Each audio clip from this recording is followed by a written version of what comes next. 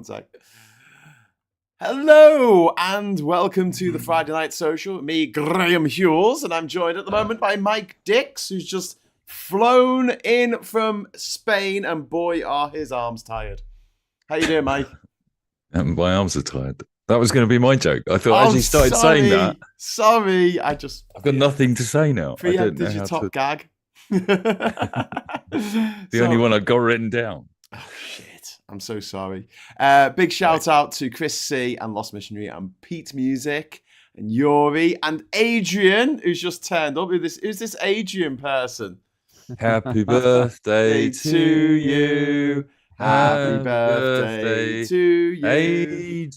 You were born in the zoo with the chimps and the monkeys, and you look like one too. Now fuck off. Hip hip, fuck off. Hip hip, fuck off. How you doing? Hi. You doing, very good. How old are you? Mate. How old are you? 21 again. I am. Yeah. Do I look 21? No. Yes. Yeah. Can I get away with not buying you a present if I say you don't look anywhere near 21 age? Well, that is the present. That's the gift. Thank you. That's my gift to you. It was Pranay's birthday last week, and now it's your birthday this week. This is amazing. We're having good run of birthdays here. So are you a Sagittarius? No, you'll be a Scorpio. Yeah, Scorpio. Yeah. You got a sting in your tail, have you dirty bastard? Apparently, we're also deeply sexual. Don't know if you've ever heard that about Scorpios before. I've heard that. Really? I don't know if I agree with it. But... No, I had a girlfriend who was a Scorpio, and no. Just no. No. 21 on the big bit, says Pygmalion. A little bit. 21 on a little bit. And apparently, according to the Daily Mail, the best advent calendar this year is Aldi's. So there you go. What's the best advent calendar you've ever had, Mike? I've ever had. I actually brought a Spanish. I brought a Spanish one before I left for my grandson. Oh, so fantastic! Got to be the best one, isn't it? Was it just chocolate, or did it have something else in it? It's. I don't know, because they're not great at sweets over there. Right. So. What about you, Aid? What was your best? What's your best advent calendar? Advent calendar. Yeah. I don't know, man. I'm 45. Like, I'm beyond advent calendars. Oh my I don't do God. advent calendars. Tan's turned up. Hey, Tan, how you doing? Super tan. Damn. We're talking about advent calendars. Have you ever had a really cool advent calendar with like something different in, like haggis or perfume or? No, but I've seen that like Love Honey do rude ones. Do they? Oh wow, I've got to look that up. Yeah, but I have a really bad bitter memory because when I was a kid, my little brother woke up really early and ate all of both of our advent calendars. Brilliant. I used to do that. I used to eat all the chocolates out the back. Like really, just if you take them out, it's just tin foil and you could just peel them all out. But I did that out of my brothers. Have you guys ever heard of like I know we use the phrase like chocoholic sometimes, but like my stepsister's first husband literally she couldn't put chocolate coins or anything like on the tree because he would just stay upset. He couldn't sleep knowing that there were these chocolates. He had to come downstairs and then just devour all of the chocolates. I was like, is that actually a serious thing? Is he for real? My mum once said, and this is the problem with rules, isn't it? She said, don't take the chocolates off the tree and eat them. So we ate them while they were hanging on the tree. Yeah, of course. And just left a bit of tin foil hanging on. Yeah. You got to be very clear with rules. Technically, we didn't break the rule. I kind of like the idea. Oh, hello, Wayne's turned up. Hello, Wayne. What's up, Wayne? Hello. Hello. Wait, when did you come here? What were you doing? I thought you were working. I thought you were delivering milk bottles. Wayne, has somebody tied you to the bed with a Wi-Fi connection? Are you like? No, I'm basically. I've got work. I've got to leave for work in half an hour, so I'm just literally jumping in to see how you little cretins are doing. Right, except your sound is fucking awful, mate. You sound like you're in a bath. Yeah, like in the bath, like under the water. Again, headphones. I can switch it up. No worries. Give me under a the minute. sea. No, it's not the volume. It's the quality of the sound. It's your voice. It's not. It's the not Essex. It's the sort of your accent. actual Right, voice. hang on, wait. It's the tone and intonation and everything you say. Yeah. Wow, Mike. Wow. And I was just saying your manner just last week. Oh, it's bro. got a lot better all of a I sudden. know. There's a lot more graffiti outside my house all of a sudden, basically. Loads of graffiti that says, Mike, milk-based. you're a twat. Yeah. But bum cancer Sorry about that, defeater bro. lives here. We were talking about advent calendars, Wayne. Have you ever had a jazzy advent calendar with like whiskey in or something? I had a Bailey's one once. A Bailey. There you go. That's what I'm talking about. Lad Baileys. Ah. You know, they do really cool advent. I once had a cheese advent calendar each day. I had to keep it in the fridge. Each day was a different cheese, and I think, each bit of cheese came with a cheesy joke. Bailey's is the Gillette of the beverage world, because with Gillette, the best The best a man can get. there you go. You see, they got you. They got you. You can put let's put another blade on. Let's put a soothing band on it. Yeah, I never had blades in my Baileys. yeah. No. What I'm saying is they just add stuff to it and say, "Oh, look at this new one." Yeah, well, we Terry should do that. Orange. You see, because right. So there was originally there was the digestive, and they thought no one's ever going to be able to improve on this digestive. But then they put chocolate on it, and it was like, oh shit, they've improved. And then it was like they made one with caramel in, so it was like toffee and chocolate and a digestive, and you're like, no way can they improve on this. And then they made a banoffee chocolate digestive, and it was just. It was the prince. It was I feel like that was like Let's be real. Let's be real. The king of biscuits is the chocolate hobnob. It is pretty good, the chocolate hobnob. Do you know what, though? Right, if you wanted to do like a Saw, we should do a British version of the movie Saw, right? And one of the things is they have to eat a hobnob without getting any crumbs down their top. And they're like, trying to eat it. I'm freaking out. Maybe like Squid Game or something. So if that was the case, what would be their impending death? Like, how would you? They'd be ground up into biscuits. Graham, I don't mean to besmirch your career, but this is why you're not Mr. Beast, because you need to think bigger. You need bigger stunts than that. That's I why don't I'm know not. though. You could get biscuit boarded as like the. Could you imagine? Because it's horrible when you breathe in eating a hobnob and you get that horrible like So you could like biscuit board people. How many biscuits can you inhale? It's like an like, English butler with a cup of tea and a biscuit, like torturing someone. No, Mrs. Doyle. It would have to be Jeffrey from Fresh Prince doing that. Oh, so you're not going to talk, Mr. Lynch? Another biscuit. Another biscuit. Just a biscuit, sir. So anyway, it's Aid's birthday today, so we should give him the birthday bumps. Yeah. What's up? I've tried to not acknowledge that. Are you halfway to 90? I am. Oh my 45. God. 45. I just act like I'm 19. It's tragic, really.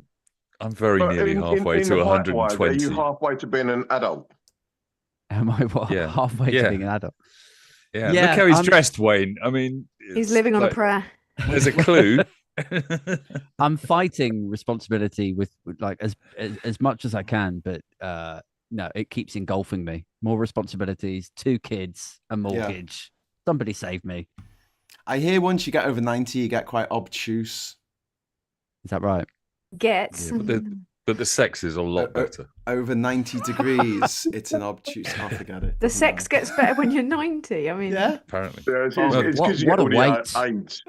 According to my mum, anyway. Imagine though. Imagine. According to AIDS, Dad.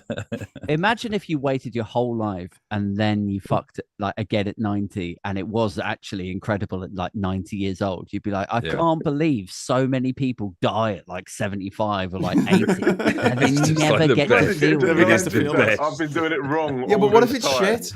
That's what I always think about, like these people who don't have sex before they're married, and like it's like, what if it's shit? Oh, fuck. Do you know what I that. mean? Hell Like, no. it's like, Yeah. I've been waiting years to do this. I've been saving myself. And it's like, is it What in if you yet? marry somebody? That's it. Yeah. Is it in yet? It's You marry literally how somebody- you know. Oh, Like, no, it's all right. I've finished now. Especially if it's the first time for both of you. Yeah. Like if it's. Are we- No, go ahead. No. Go on. Sorry. I was just going to say, like, if it's the guy's first time, chances are he's It's not going to be probably great. gonna- it's 2 pumps and a bit of a square. ugh. Maybe we should talk about some politics. No, Anyway. it's much more entertaining. A Sex little calendars. bit of an observation from Mike there. He went, "It's not going to be great," and then took a swig of his drink. Yeah, I mean, unless you really wait It's until you're cool. 90. Not and that then we're it's incredible. sponsored, but it's called Jimba. There you go. Jimba. Jimbo. What is it? Is it juniper berries? Ginger, raspberry, and mountain tea. Oh. Well, my That's what my- concoction's depressing. Mm. Your It's What have corruption. you got, Tan? What? It's So another you- Dignitas juice from the remnants of what's left in my cupboard. I've got a bit of what's that place that near where you stayed in Paris, Saint-Germain? Yeah. There's like this liqueur, the stuff that I had in Brighton, mixed with a bit of gin Yeah. and some apple juice and sparkling water. And I don't really drink fantastic. much, but I thought I'd have one because it's Aid's bloody birthday, and I wanted to see how pissed he was going to get on a live stream for once. And I thought and- I'd yeah, sorry, get 4. No, I was You- just going to say, I thought I'd get 4 and then like get fairly playful. But then I was rabbiting on and like ranting so much in my live stream. I've only had like 2, so I'm going to crack another well, you one. lose we your have- buzz as well when We you have get on had a live super stream. chat come in from Yorin Effectinov. Thank you, sir. There you go. First super chat of the Hooray. evening. Sex at 90 is brilliant, but it's hard to steer the car. Very good. Ba-dum, ba-dum, bum, bum. But That's very good. Paris It's Paris at that Saint-Germain.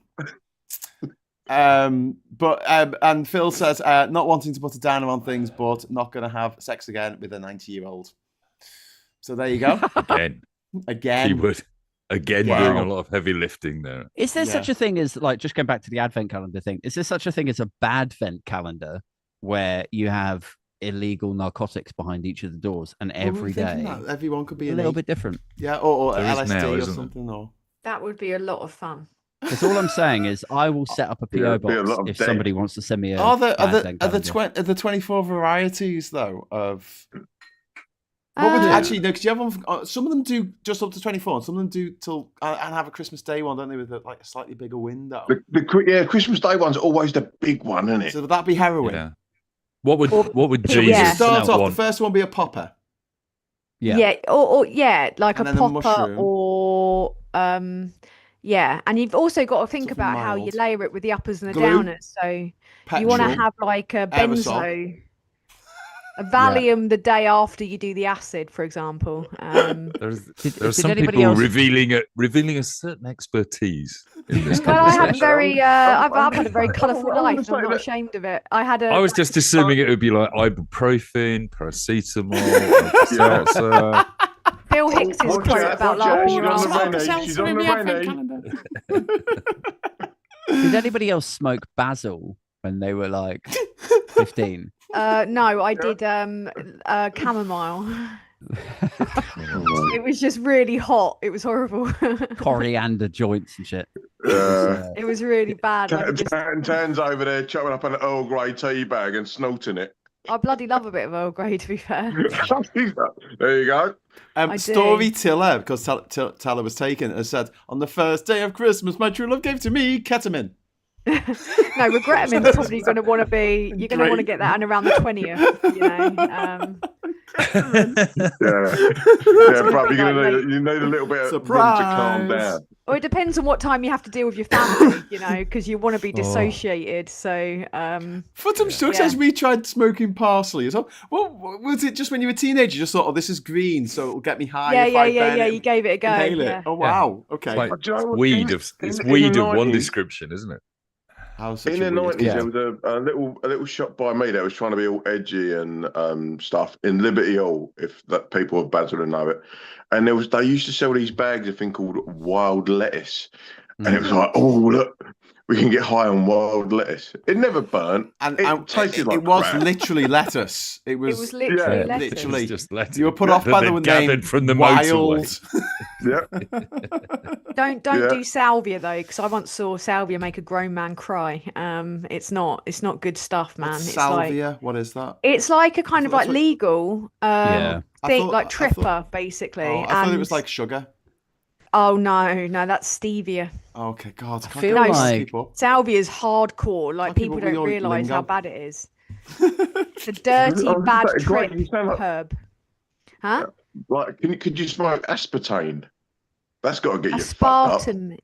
Oh, you mean like that is aspart- sugar, isn't it? I'm getting so confused. Yeah. No, it's Yeah. not sugar, but it's That's right. sugar substitute. Yeah. But that's That's got nothing to do saccharine. with salvia. Salvia is like a hallucinogenic kind of, but legal, Yeah. but horrible. Isn't like salvia like? Doesn't it come from like tree bark? It's like something Yeah. weird like that, and it Yeah. is really like. I mean, you will go on a Salvia trip. sounds like someone who's called the manager. Aspirin comes from the bark of the willow I tree. was going to doesn't say it? it's bad Oh, aspirin. the original. Yeah. Yeah. Bad aspirin. Bad aspirin. I've never done salvia because I've seen what it's done to people. Like it's Yeah. horrible stuff. Like, wasn't there a guy that I need to get my took it? charger. One sec.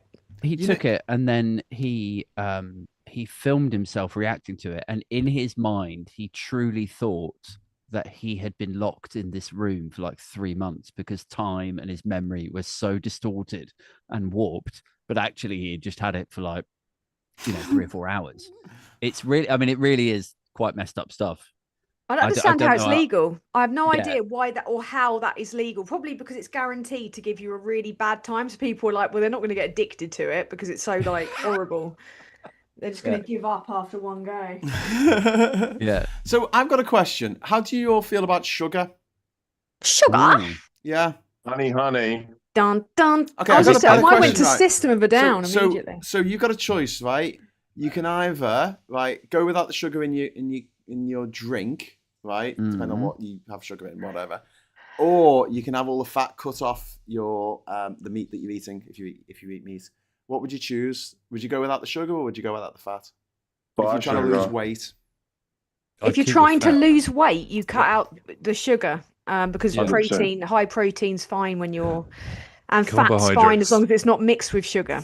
Yeah. I I'd go met the somebody opposite. at a party, a nutritionist, who cured her Crohn's disease when the doctors couldn't, she tells me, by just going on to almost a pure fat diet. Cutting Okay, out but you know that carbohydrates anyone completely. can call themselves a nutritionist. It's not a protected title. Yeah, of course. But People also, say she's that still all alive. the time. She's still alive. It's not good Oh, for yeah. you to cut out entire food groups, really. But low No. carb, high protein is the way you lose weight. If you wanted to lose weight, that's how you do it. But I would choose given the choice, because I don't really eat much meat anymore. I try to avoid it completely. I'd probably have the sugar, but I've cut sugar out mostly too, apart from this bloody rancid drink. But it's interesting because a lot of the thing sort is, of my generation think that fat is the worst thing ever. They'll cut fat off yeah, but that's food. because you're old as shit. No, because that's what we were told by the sugar companies. You know, the Yes. ex-slavers, That- Tate and this Lyle, is what- used to own all this the is- fucking plantations in Barbados and places. And now, and they realised that people were getting fat, and they were going, oh no, it's not us, it's not the sugar, and people getting diabetes. Like, no, it's not us. It's because they're eating too many polyunsaturated fats. They made up fucking terms for it. And if you And look at fat-free yogurt, who sponsors the Tory Party conference every year, it's fucking Tate and Lyle. Yeah. Oh but- my but- God. And David Cameron still benefits from Yes. plantations that were Yeah. that were slave owned. So he was one of the people that was compensated for his human property. His ancestors were. And there's a bunch of other people that are like proper rich toff wankers that have also massively benefited from it and got paid off for their property. That is mad, isn't it? And so, But this, So what you got to remember is like fat is something that we've always consumed and Yes. been all right with. When it comes to sugar, especially high refined sugar, yeah, that's processed. something that's just been put. It's just like been put in the food to make it last longer. Yeah. And then Jenny it fucks you Robinson. up. Sorry, Wayne. addictive. Jenny Robinson's just dropped £5 in the super chat fund. Thank you so much, Jenny. Sugar Sugar by the Archies was number 1 on the day I was born. Sugar Sugar. Wow. They Um, must love have it. re-released it, Jenny. They must Yeah. have re-released it in the 80s okay, or something. I have another question. What's the most important meal of the day? Breakfast. Dinner. I'd go with lunch. Because that's normally the Evening biggest snack meal. after your dinner when you sit down on the sofa and eat loads of You're all like- right, apart from Mike. It's not because that was actually an advertising slogan from the It was. 1920s to sell Yep. breakfast. And that's why people that- eat eggs yeah. for breakfast Wow. too. Actually, Have it. Tan is half right. It's also bacon and eggs is why was also brought in as a breakfast meal. And cereals. But no, And- it was actually as a counter to cereals, because Edward Bernays, who was Siegfried, what's his Freud's nephew. nephew? Yeah. He was hired by a packaging company who packaged bacon to create bacon and eggs as a breakfast to counteract the cereals that were being propagated in Americas at the time. So bacon and eggs as a breakfast is not an actual breakfast. It was a counterpoint. It was a counterpoint Invented to by an cereal. advertising agency. I As was was, thinking this, as you- was orange juice. It was a way to get What? people to eat 2 oranges a day instead of 1.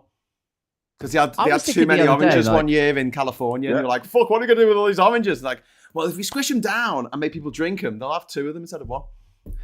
Like, is there a reason why we have sausages at breakfast, but we don't have like beef? Like it's a cultural have thing, get- isn't it? Like you can have It's sausages. pretty much Get it's beef the same sausages thing. in Manchester. Is it? If you go somewhere that's halal. It's the same thing because sausages are a byproduct, so they kind of same as kind of bacon, if you will. Mashed up It kind of husk got and guts Yeah. and shit and Yeah, 'cause horrible. it's- and all the it's got tasty stuff. Yeah. all the roughage. Grr. No, it's grim, man. And cereals again were a way to kind of like deal with Well, maize and shit, wasn't it? And We were talking Yeah. about this last week because I was in Spain, and Yeah, not in Brighton, mug. yeah, I was in Spain, but they eat a huge amount of pork, obviously, loads of chorizo and spreadable chorizo in the morning. Can't remember exactly what they call it, but Ugh. it's the Well done most, for pronouncing it right, by the way. it is the most Chorizo. wonderful stuff. But what I hadn't realized was that, like, we know that there was a huge Muslim influence in Spain back in the day. It was a Muslim country. And I hadn't realized that there was an equally large Jewish influence on Spain, that there was the Muslim and Jewish communities lived together for nearly 600 years in Spain. Yeah. So then it makes you wonder why pork is such a staple of there isn't a plate of anything in Spain that doesn't have a dead pig on it. Yeah, of some including the description. salad. Right.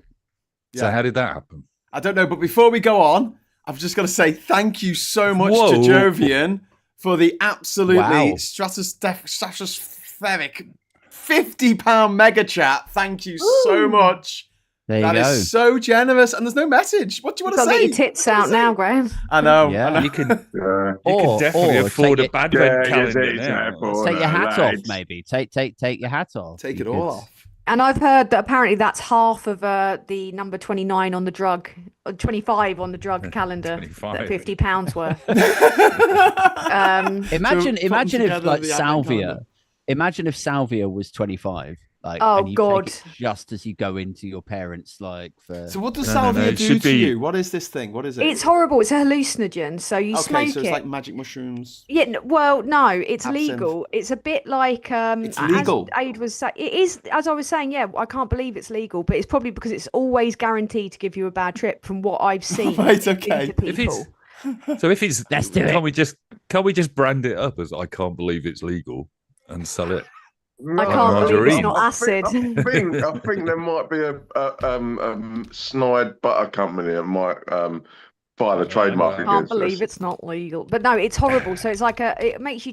It's like a kind of like it's not like DMT, which is like extreme acid, where it's like a immersive, deep, unconscious going into your like olfactory settings, like mad symbols and shit. It's like it's just a horrible trip that you smoke in a bong, and it's. I once saw a grown man weep trying to pull his own face off.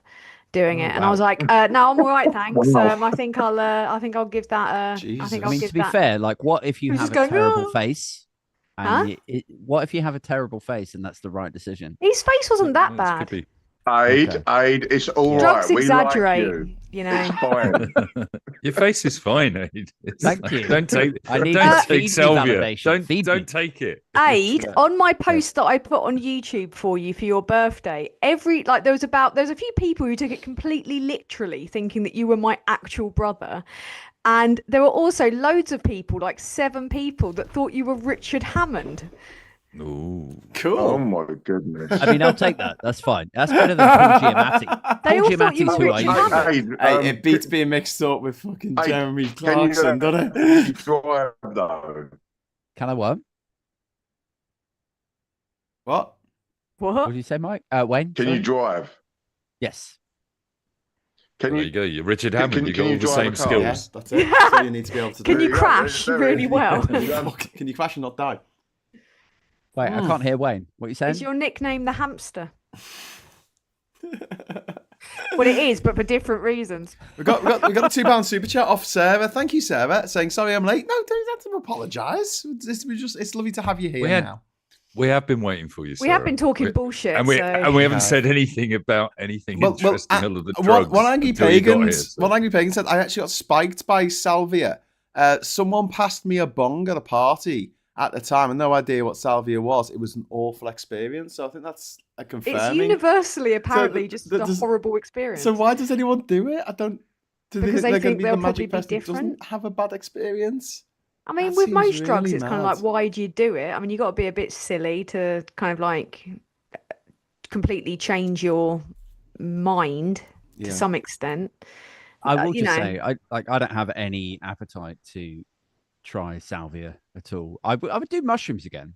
Yeah, I would. Oh, well, that's lost us our Salvia sponsorship. Thanks. Yeah, I know. Cheers, Aid. Yeah, but Sorry. Jovian's Happy fucking paid birthday, for our you cunt. sponsorship. There's anything that's Jovian wants us to plug, just let us know, Yeah. Jovian. and Oh, we will don't plug it. say that. We will Jovian, the plug it famous Salvia like dealer. Aid's dad's bottom. No, Graham, Jovian owns you, not us. So Oh, okay. we now have to all watch you do I'm- salvia I'm- on a live stream. I'm Jovian's dancing Salvia, monkey. Salvia sounds like something that you put on Aid's dad's bottom. It Yeah, is. it It sounds is. like It does sound sounds like like a a medicine, treatment. doesn't it? Or like Yeah, like a yeah. salve, like a ointment. treatment for scabs. Yes. I need to The find out scabies. what it's made of now. Ointment. No, don't look it up, Tanks. If you look it up, you just get advents. You get Advent. adverts. Oh, God. You get adverts for fucking salvia forever. Miss Paula Thomas, thank you very much for the £5 super chat. Anyone else had an Ulster fry breakfast? Sofa bread, potato bread, sausage, bacon, egg, plate full of heart attack, basically. Yes, I've had an Ulster fry. I've had that. Oh, okay. It's actually one of the sage family. Oh, there you go. Well, that's And- connected to what Aid was saying right at the beginning. So we So- could so smoke you could- basil, coriander, and then that. And it's not legal anymore. So you can Oh. exercise ghost with it as well. Oh, It so was, we've basically done half an hour promoting an illegal drug, basically. well, it actually makes you, well, as of 2016, it was under the psychoactive substances. So it's illegal to possess, supply, or import, or produce for human consumption.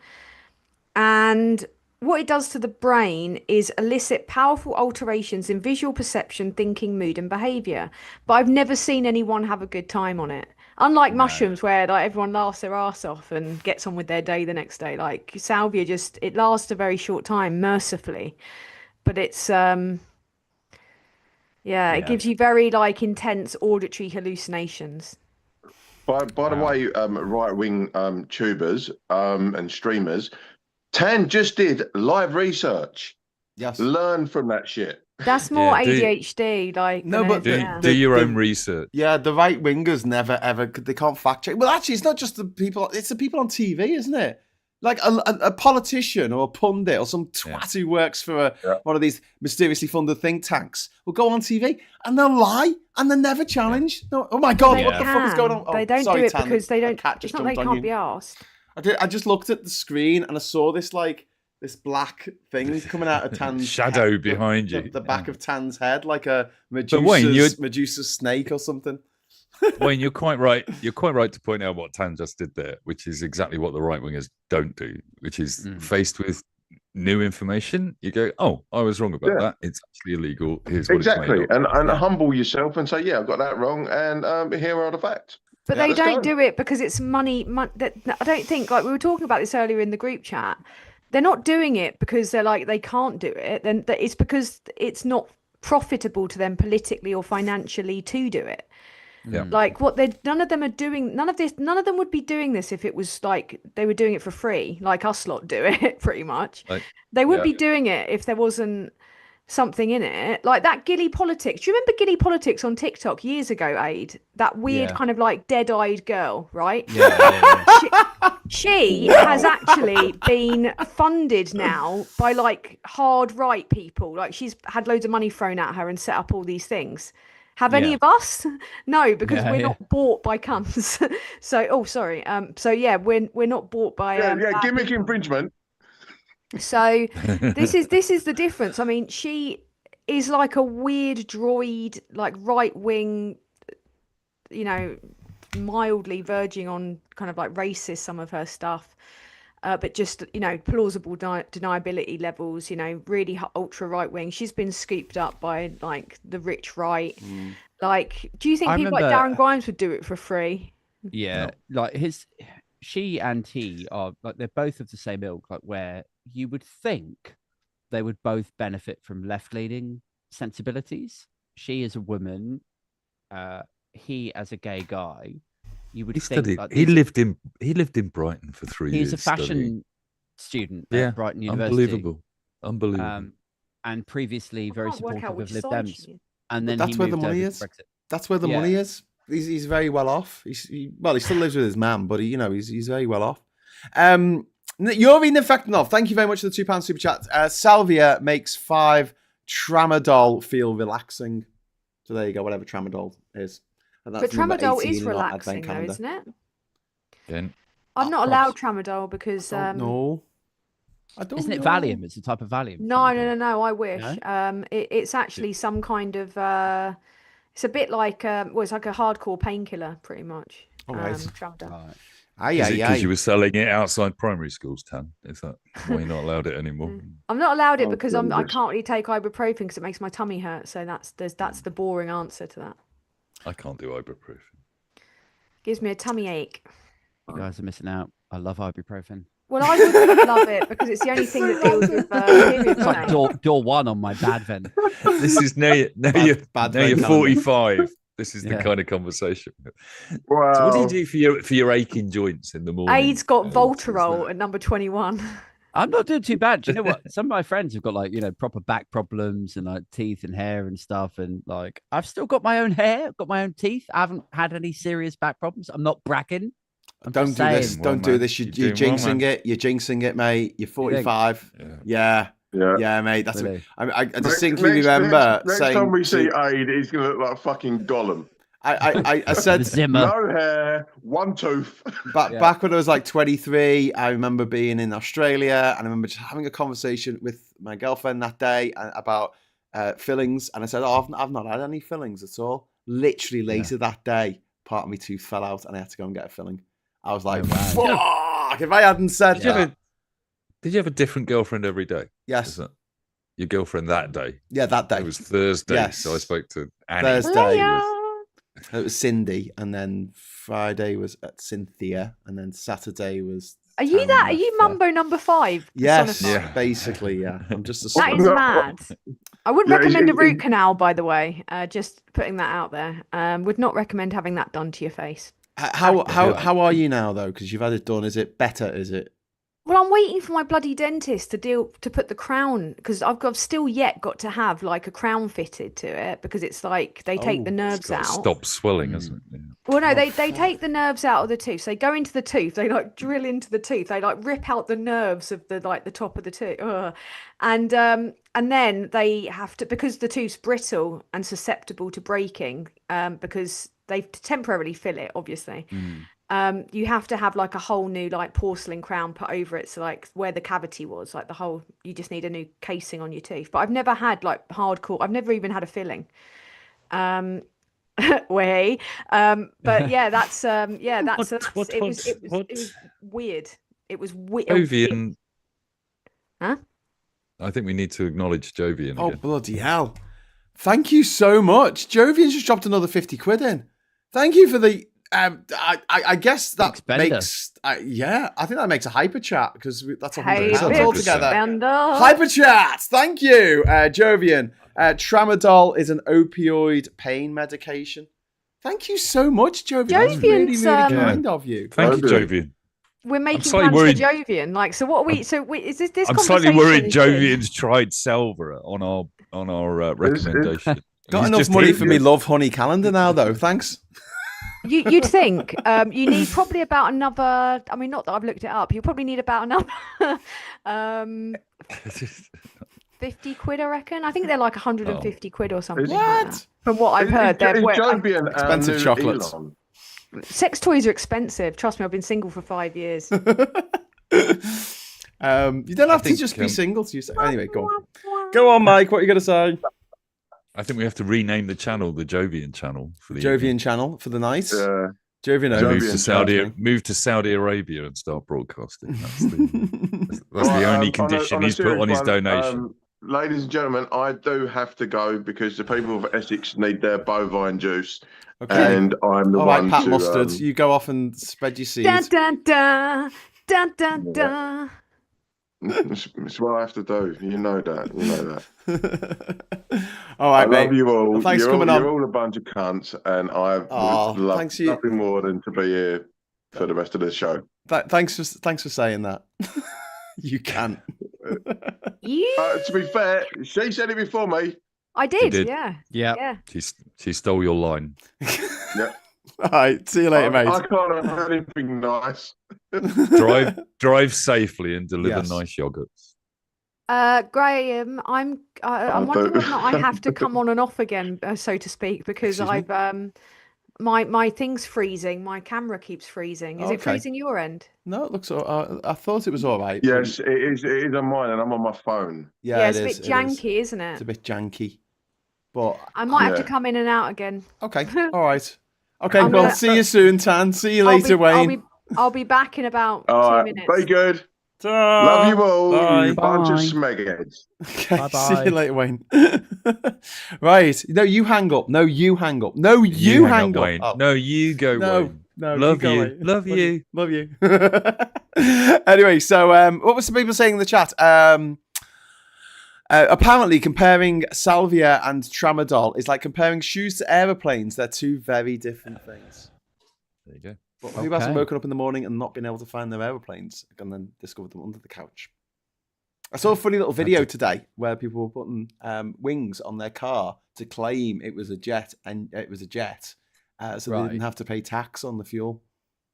Do you know what? I was thinking about this like a few weeks ago. It's like if you had a car that ran on jet fuel, which couldn't, I know it sounds a bit weird, but it's actually not that abstract, is it? Like it's fuel. It's still Right. petrol. Yeah. Yeah. Just another form of petrol. You presumably would not have to pay tax on that. It would be like 75% cheaper. Yes. So, It'd have to be. It would probably have to be registered as an aeroplane, though, wouldn't it? There is a registration of aeroplanes. no, because If you're you- buying the jet. If you said it was a jet fuel. microlight, you don't even need a license to fly a microlight aeroplane. So Oh, What? right. So Well, that I'm not was, suggesting that we wish to. but then you'd dodge probably have to- tax, But it has to weigh a certain amount. So I think You you'd have to don't pull all need the a doors off. license to fly a bloody microlight. No. That's terrifying. So someone could like get a How weird. microlight, fill it with bombs, and then just fly it into a building. probably. I think you. I don't think you need a license to do things like that either. Actually. What? You don't need a license to fly bombs into buildings. I think if you What? apply to the Met and just say, "Hey, I'd like a license to drop bombs from a microlight," they're probably going to ask some questions. I don't know. Fair It might enough. be. Incredible that you need a license to fly a drone, but you don't need a license to fly Yeah. a microlight. Well, the That's question what I is, was thinking. Yeah. what kind That's of fucking nuts. people fly microlights and what kind of people fly drones? Right, Cunts. Yeah. But then, Sorry, like, I've got a if drone. Why wouldn't it, like, if they're going to outlaw or make it difficult for you to fly drugs into the prison with your drone, why not just fly a microlight over? Drop, Well, this is the Drop the You know. salvia.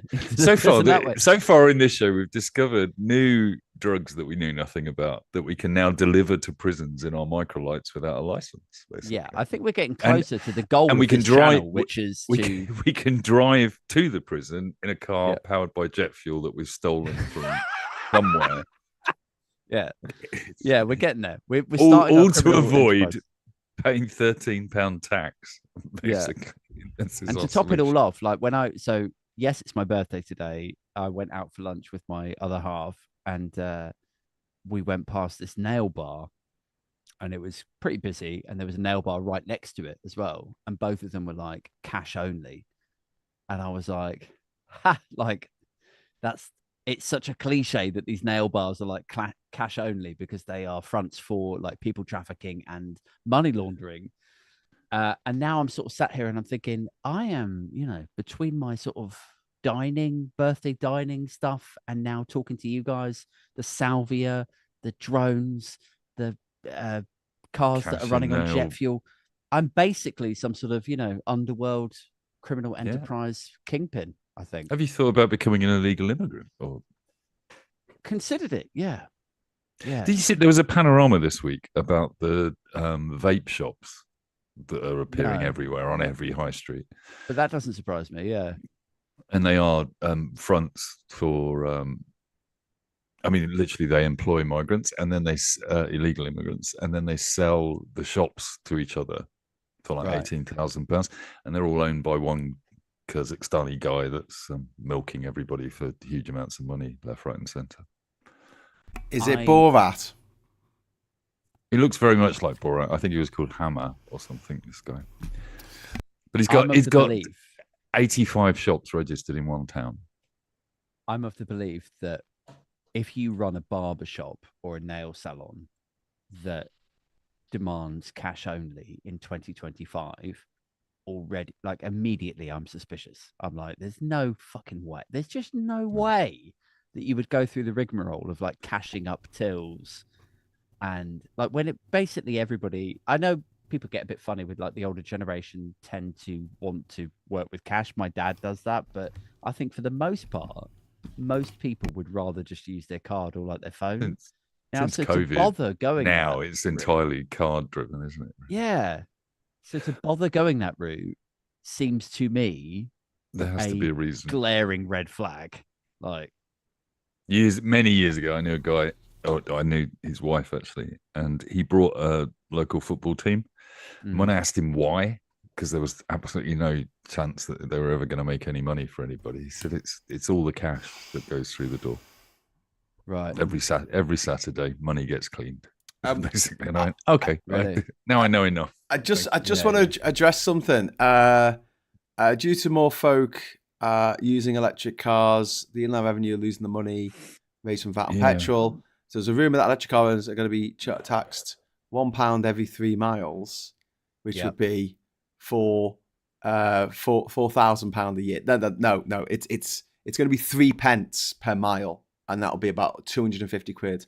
And as someone who uses an electric car, I agree with this because electric cars rip up the road as much as any other car, and those roads need replacing. And I don't see why people who don't use they use public transport or use other ways that don't fuck the roads up as much. And at the moment, the electricity we use is not all generated by the wind and waves and dolphins, basically. Not dolphins. I thought we had a big vat and we just threw the baby dolphins in. They screamed and died, and that's how we made our power. The dolphin turbine no, it was baby factories. sails. I mean, seals, wasn't it? We don't like putting the footage out, but Tim Ballum, thank you very much for the £5 super chat. Add the mobile repair shops that have one customer a day. Yeah. Anything There's a lot of it cash about. only. I think that the city centres are going through a metamorphosis at the moment, and they're kind of in the chrysalid stage. They're in the cocoon, and they're just going all gooey inside, and they're about to come out as a beautiful butterfly where everywhere is like an event place, like a cafe or a restaurant or a theatre. Or a vape shop, or a vape shop, or a vape shop, or a vape shop. Fuck vape shops. Vape shop. And tan shops. I'll tell you, the most shops. offensive thing I find about these vape mini marts is that they're like the branding. Like there's a brand new one just opened around the corner from us that used to be a Domino's pizza place. And it's just like the shop sign looks like it was drawn by a 10-year-old. And I just think there's a market opportunity for me as a graphic designer to just go and find out who these drug barons are or whatever and say, look, I can make your signs look better. Yeah. Be a lucrative market. The whole of the country covered in my similarly signage. About like kebab places. So if I come back from London late on a Wednesday, I'll walk out of the train station, go over the road to the every kebab place in the home counties looks exactly the same. It's like a big red sign at the top. Yeah. Then there'll be like a flashing like open thing. Yeah. And I'm like, I think there's one. I mean, this is going to be stereotyping, and you can slap me for it, right? But I think there's probably just one. Yeah, we will. They're probably all related. There's probably one graphic designer signage company based in Solihull somewhere, and he makes all of them. Do you think? And somehow Can we talk they're all about the connected. graphic design of Mamdani's campaign? Can we just talk about this for a moment? Because it was fucking beautiful. It was so fucking good, and it lent into his heritage, his Indian heritage, but also it was very New York as well. So the actual typeface that they used was like the Bollywood style, from the classic Bollywood era films. But the colours they chose to use were taken from the bodegas, like the corner shops, effectively in New York. So they were really familiar, and it's a really clever way to get people on side. Subconsciously, you think, oh, that's New York. That's the colours of New York. That's the feel of New York. And I saw this great video where they showed the campaign literature of Mamdani, and they showed the Cuomo stuff next to it. And Cuomo there was nothing appealing about it. It just looked like a shitty fucking PDF that a kid had done, with like square pictures and text and stuff like that. Whereas the Mamdani stuff was really bold, really striking, really, arresting. And also talking about stuff that people gave a shit about, like rent, food, transportation, stuff that they use every day. Whereas Cuomo was, wibbling on about people using the bathroom or something and that lot. But Can I just say that I thought it was hilarious this week. So from Laura Ingraham to who's the Republican governor? Ron DeSantis. Ron DeSanctimonious.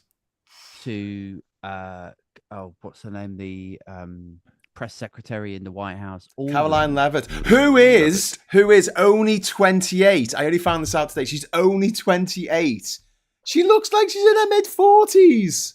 All right. It ages them. Yeah, she looks almost 45. I have a feeling that her husband she's 28. She was born in 1997. I've got a feeling that her husband is like 60 years old. Probably. Possibly. But then is he actually, or is he like 30 and ages you? I don't know. I don't know. I'm going to look him up. Or is he? Yep. Like, earlier on we were 60. About He's how, 60. Like, he is 60.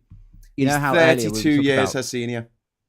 Like being modern and arrested development and dressing like you're younger than you are. It's actually the opposite with the right wingers, isn't it? It's like Jacob Rees-Mogg has been dressing like he's 70 since he was like 25. Like Stephen Miller's 30 something, isn't he? 36. Yeah. And he looks like he's 54.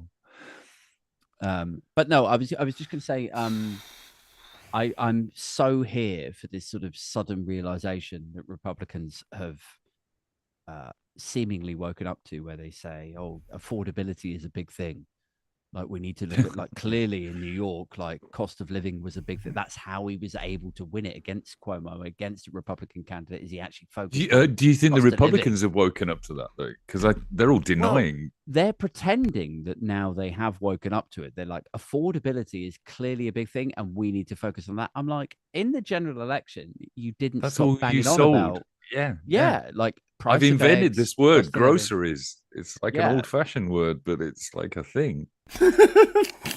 It's insane to think that now they think, like, literally, like they won the election, they got in, then they gave all of their friends a tax cut, and they made life harder for everyone. Built a fucking great big gold ballroom. Yes. And increasingly, every time I look at a press conference from the White House now, if you go and look at press conferences from Putin compared to Trump is literally copying the way Putin decorates the Winter Palace, the Kremlin. Tacky third world developing fucking gold trailer leaf trash on shite. everything, and it's probably not gold leaf. It's probably plastic or something from Walmart. But there's a place like if it was a Rococo building, fair enough. It's not. It's neoclassical. It doesn't have gold all over it. It just looks fucking weird. It just looks weird. No. Power to the people with Graham Price. Thank you very much for the £10 super chat. Finally, a live stream where I can afford the super chat because it's payday. Woo! Thanks for all you do, Graham. Your shows bring me a bit of hope every day. Thanks, Graham. Awesome bastard. So thank you very much for that, mate. That is really, really kind of you. But just the style of it.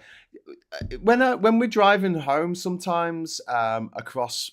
So when we're coming here to Durham from Liverpool, we sometimes go up the M6 and then across from the Lake District. So across from there, and we go along the A66. And there's a stretch where we get a lot of travellers at a certain time of year. There's a big horse show, and they have these caravans, and they look like something out of a movie set. These beautiful. Wooden, painted caravans, and they absolutely look the piece. Do you know what I mean? They don't, and in any other context, it would appear a bit over the top because there is a lot of painting on it. You know, there is gold, there is, but it works. It just, and that's what drives me up in the the right wall. location. Yeah, in the right location. If it's fucking the Palace of Versailles, whatever, go with God. But like in the fucking White House, it just looks so fucking trashy, and it's like Del Boy Trotter having a fucking chandelier in his shitty fucking flat in Nelson Mandela House in Only Fools and Horses. And you look at me chandelier and you're like, okay, that doesn't I saw belong there. A sort of quote tweet, like comment on it earlier in the week, and they were saying like they took a picture of the White House with the gold sort of stuff all around the front of it, and they said it's like a wedding reception at like the Marriott. Or like, which is it's fine. Like it's Travel fine. Lodge plus wedding reception, basically. But it's not the White House. Like, just leave it alone. Well, he stuck a gold sign on the outside door of the Oval Office saying the Oval Office. And it's like, I was watching a podcast earlier where they said, I reckon you could show the blueprints of that office to a 5-year-old and they would go, oh, that's the Oval Office. You don't need a gold sign on the outside of it to tell you what it is, basically. Do you know what? That is a dementia thing, though, you know? Yeah, maybe. Along with having like lots of one thing. You know, like you can't just have a fork. You've got to have like 17 forks. You've got to have like multiple copies of the same thing. Does it go back what if I lose one? So does it go back to this whole like Trump is a stupid person's idea of a rich person? Like it's like he's so superficial. He's so like he's a rich guy, and so everything has to be an expensive suit. It's got to be, what's the word? Like sort of braggart. It's got to be ostentatious. It's got to be. It's just tacky. Yeah, but there's no class. There's no reserve to it. No, it doesn't look classy. It doesn't look cool. That's the thing. These people are the absolute, opposite of cool. They are not cool people. They weren't cool in school. They didn't have many friends. They were the fucking sketchy weirdos, and now they've got to these positions of power. And that's the thing that weirds me out the most. Is like, so when somebody was like ripping into Matt Goodwin's tweet earlier in the week, and he said he had received a text from his friend saying, "What's happened to your country?" And somebody was like ripping into him, going like, the most funny part about this is the idea that Matt Goodwin has a friend. And it's endlessly funny to me that all of these people, from Boris Johnson to Nigel Farage to Donald Trump and back, Elon Musk, none of as them, well. Yes, Elon Musk, none of them actually have friends. You never see them turning up for a thing with their like lifelong best friends. Buddies. Yeah. They're always there was somebody talking about the tech bros in that way, that one of the first things they did when they got their first startup money was book like huge, great seaside residences for the whole team to go and stay at for the whole weekend. Yeah. And it was like, it's because they've got enough money to buy friends all of a sudden. And all these workers were just going, I've got family. I need to do these things at home. Why am I doing this all weekend? It's like synthesized friendship, isn't it? That's why Trump wants the ballroom. If you think about it, there's no 4D chess going on here. He wants a ballroom because he wants loads of parties with hundreds of people there because it makes him feel popular. That's what he wants. And he can't draw a crowd for a rally anymore. So that's what he's going to do now. That place will be full all week with hundreds of sycophantic right-wing. But all I can think of is, what if Obama did that? I keep saying this. What if he did? What if he literally came on and he said, because the White House was built by slaves, which it was, I'm going to knock it down and build something better. And he builds something that's totally fucking ghetto. Do you know what I mean? Like, I think the point, Aid's point is accurate here. You got right? Tam back. I had a Suck fucking nightmare. My tiny was not behaving. I hate it when my tiny doesn't behave. Anyway, go on, Mike. Go on. Is that a euphemism for something? Is it your Yes. camera? It's your camera. The idea that Trump is this crass billionaire in Americans' eyes. I mean, he is a billionaire now. He probably wasn't when he first went into the White House in January, but he gets away with it because that's what they expect him to do. That's the expectation of this TV character that was created for The Apprentice and everything else. It actually would have been better if Obama had come in and introduced some socialist ideas, like free buses or something, like Mamdani is saying he's going to do. If you come in and do the things that you're expected to do, like the word, Mamdani's got this amazing opportunity, I think, because they're all calling him a communist and a socialist. So you can just come in and make the buses free and say, that's what I said I'd do, and that's what I'm doing. Yeah. It's the same thing as Trump coming in and saying, I wanted a new gold ballroom, so I'm going to have a gold ballroom, and people just shrug.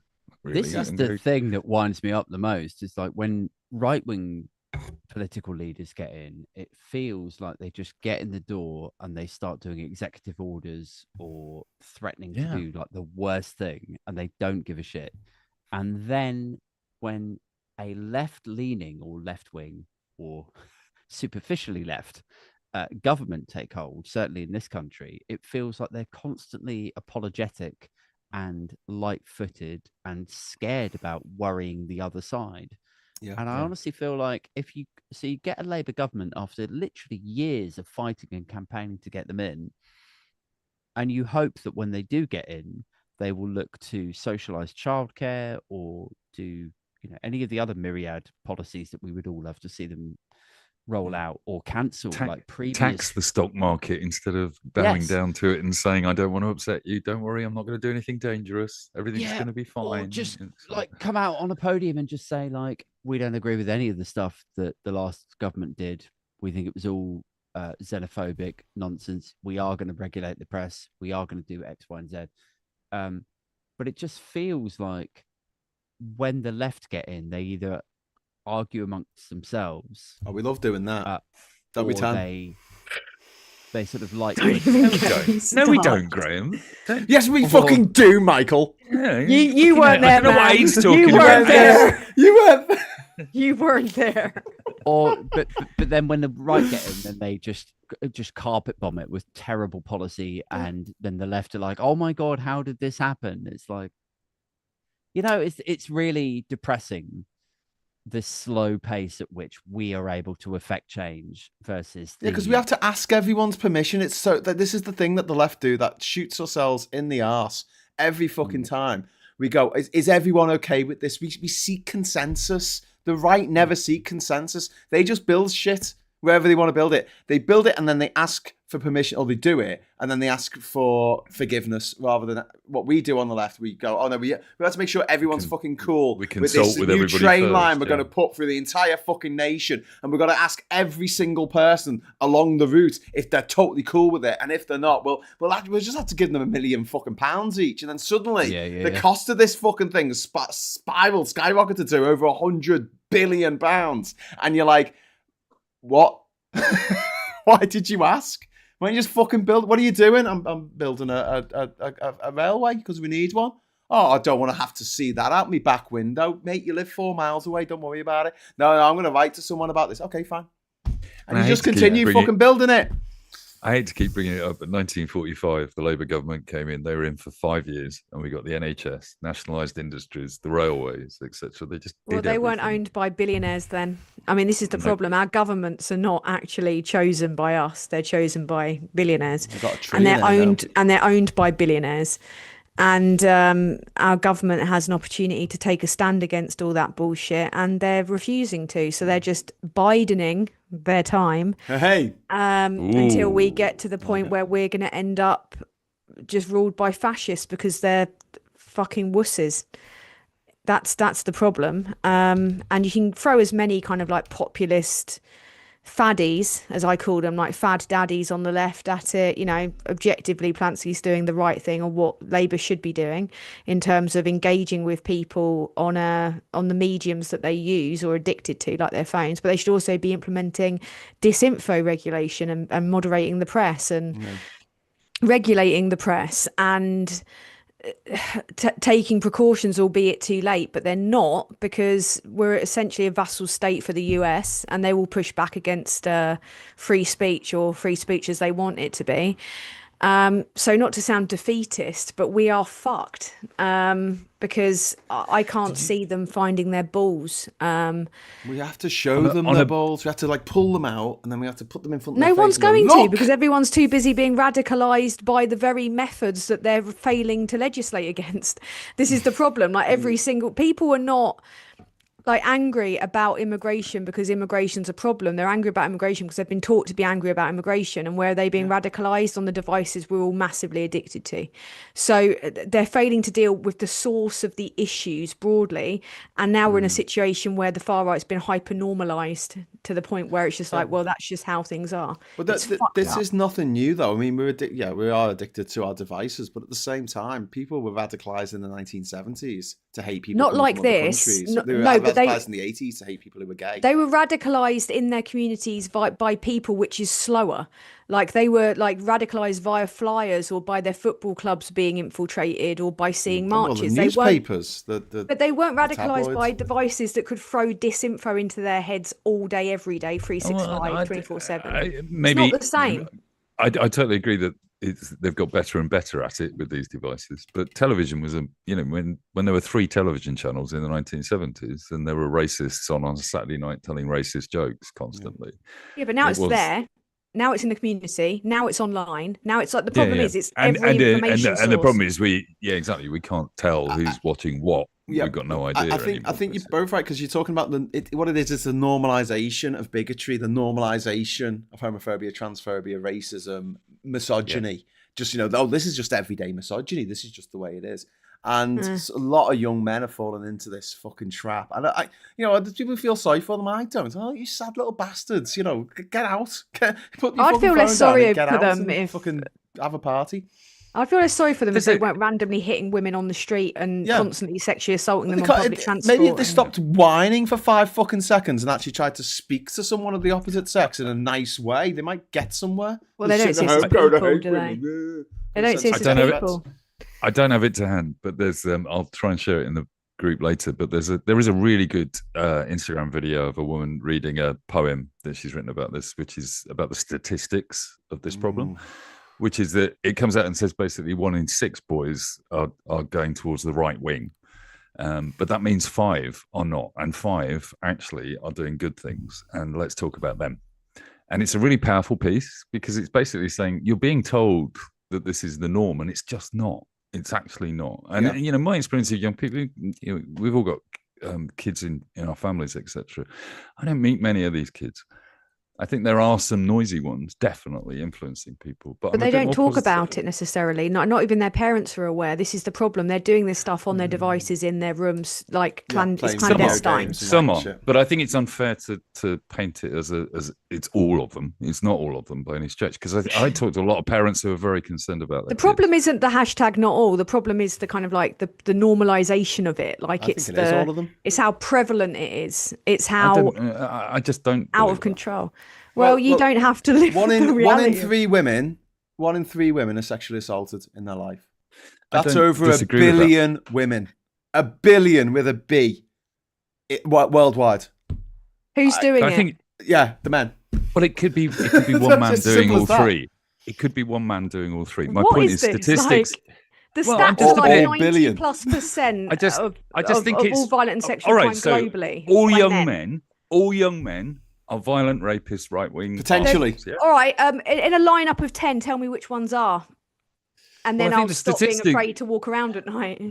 I just think it's wrong of us to paint it that way, basically, because what we It's not do, painting we're just saying, it's radicalization. It is they are show being me, made you that show way. me the stats, Tan. You show me the stats that prove that all of them are that kind of person, because I meet people that are I'm not not like getting that. into a not all men discussion on Yeah. a live stream because it's mad. We're still Okay. living in fear. I don't too feel many. afraid in my house. It's too many men and too many young people, especially now, are getting radicalized by this shit. But on the don't you right. think we And feed the- into this argument, Graham, by saying this? Don't you think No, I we're think feeding what No, feeds it's into the the argument is the reality of government Are we not the only? clamping Are we down the on only social three media. good men in the? Are we the only three? good No, men I'm not in the even a world? good Is that man. what we're saying? No, no. It's the reality is the actual like the massive uptick in violent crime that is being perpetuated towards young girls in fucking schools. I mean, there's been like a fourfold increase in racism in schools.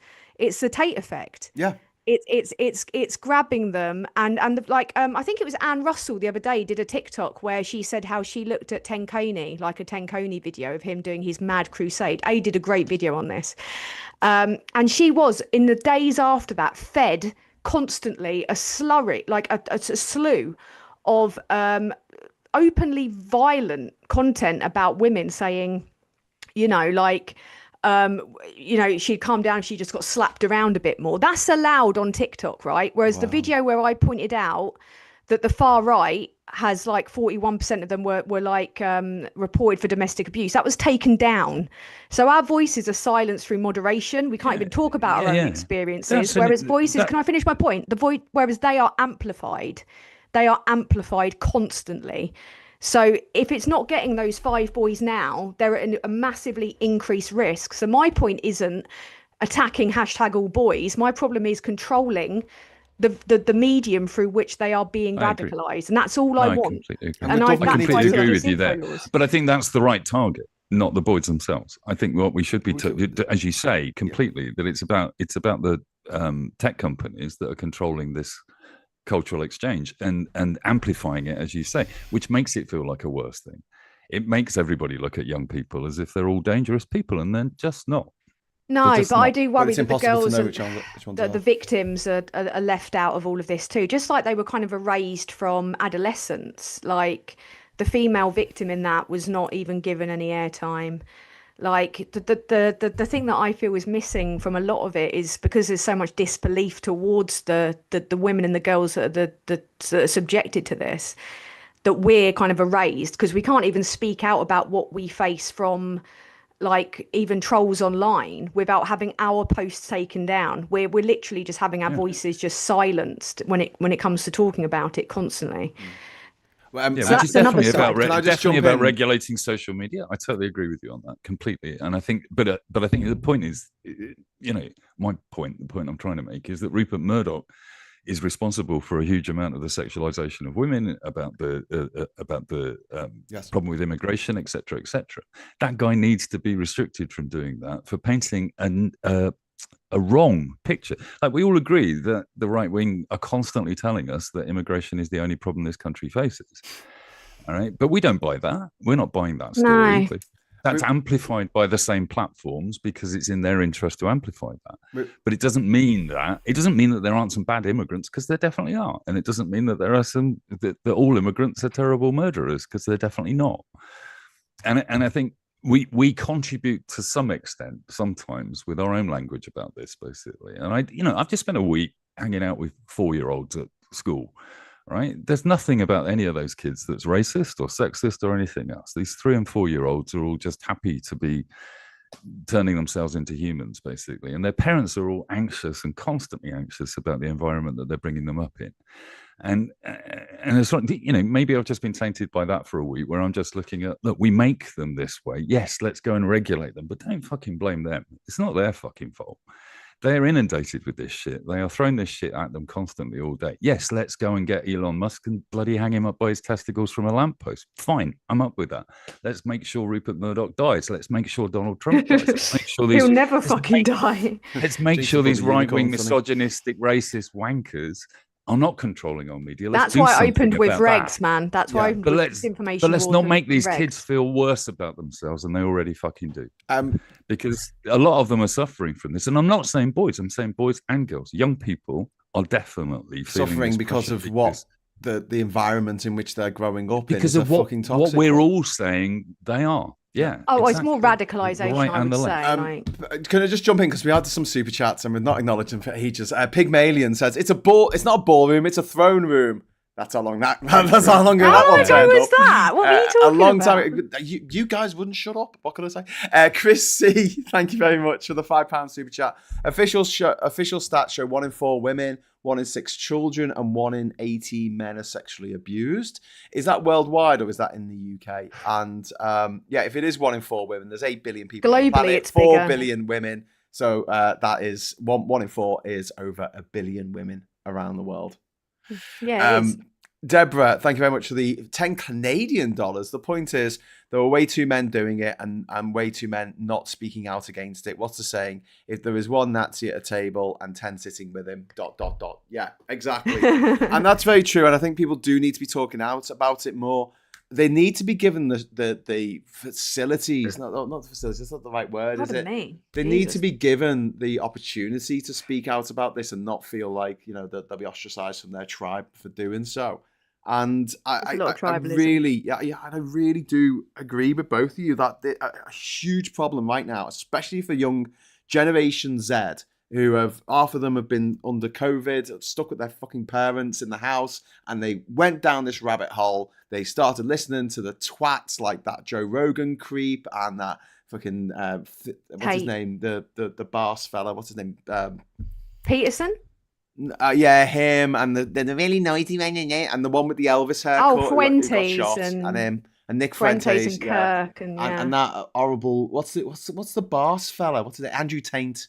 The bit between the genitalia. But people didn't know their kids were watching or knew about Charlie Kirk. This is the thing. This is how behind the scenes it is. And this is the problem. It's so intense. But the problem is we've always had a male violence problem. Always. Since the beginning of time. There's always been this problem. And I was reading about Prevent's miscellaneous section of extremism the other day, because it's always kind of historically been, our country's always focused on the Muslims. They've never focused enough on the far right, really. But there is this kind of big section in the middle, which is just extremely violent people without ideology, and the vast majority of them are men. Just 90+% worldwide of all violent and sexual crimes committed by men. This is a problem in men.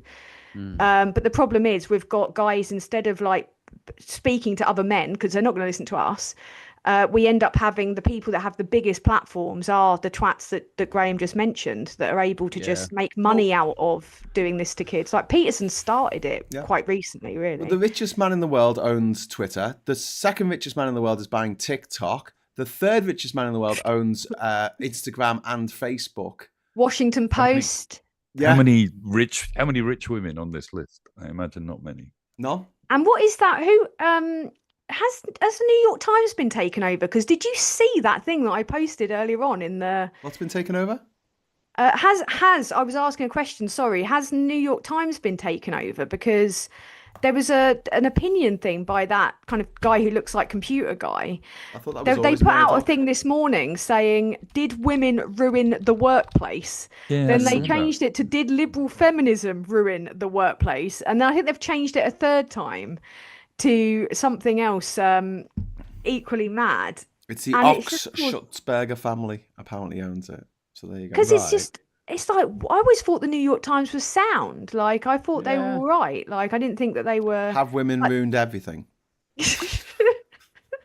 That's the headline. Well, all women, right? Well, all men were born of a woman, so technically it's women's fault if you think about it. If they hadn't given birth to little fuckers, then This is the mad thing about them. It's that you get those guys, don't they? We built everything that you could. We built every fucking human. What about the people who were anxious before the Battle of the Somme, Tam? Oh, well, I don't take into consideration a man's Somme, which I should really, shouldn't I? How was the Battle of the Somme for you, Aid? I'm not familiar with it. It was World War One. When all our mates died in front of us, it was deeply upsetting. I can't believe you can't remember. We were all I there. remember Lee Anderson aid talking about like when they were having a discussion about there was like women were talking about something and he was like questioned about what men have to face that's as bad for women and he came up with the sob. The sob. Sob. I do remember. That was about a year ago, was it? Yeah. Yeah. So Yeah, because it would have been in poppy season, wouldn't it? I'd have thought. Yeah. the sob. He's a fucking bellend. Have you I heard had this a left- story this week I about? had Sorry, go on, Mike. Sorry, I was going to say I had a left-wing granddad moment the other day. That my grandson is obsessed by firemen and policemen and police cars and all those things. And we were in Plaza Mayor, the sort of main centre of Madrid, and there's a police car there with two coppers stood by it. And I took my grandson up to the police car and asked if he could have a picture with the policeman because he's so obsessed by this. And these coppers, like, in all honesty, I always admire a public servant that does this, which is they let him in the car. He sat there in the driver's seat, and then they said, if you give me a high five, I'll let you press that button. And he pressed the button, and the sirens and the lights went off in the middle of Plaza Mayor and scared everybody to death. No. Right?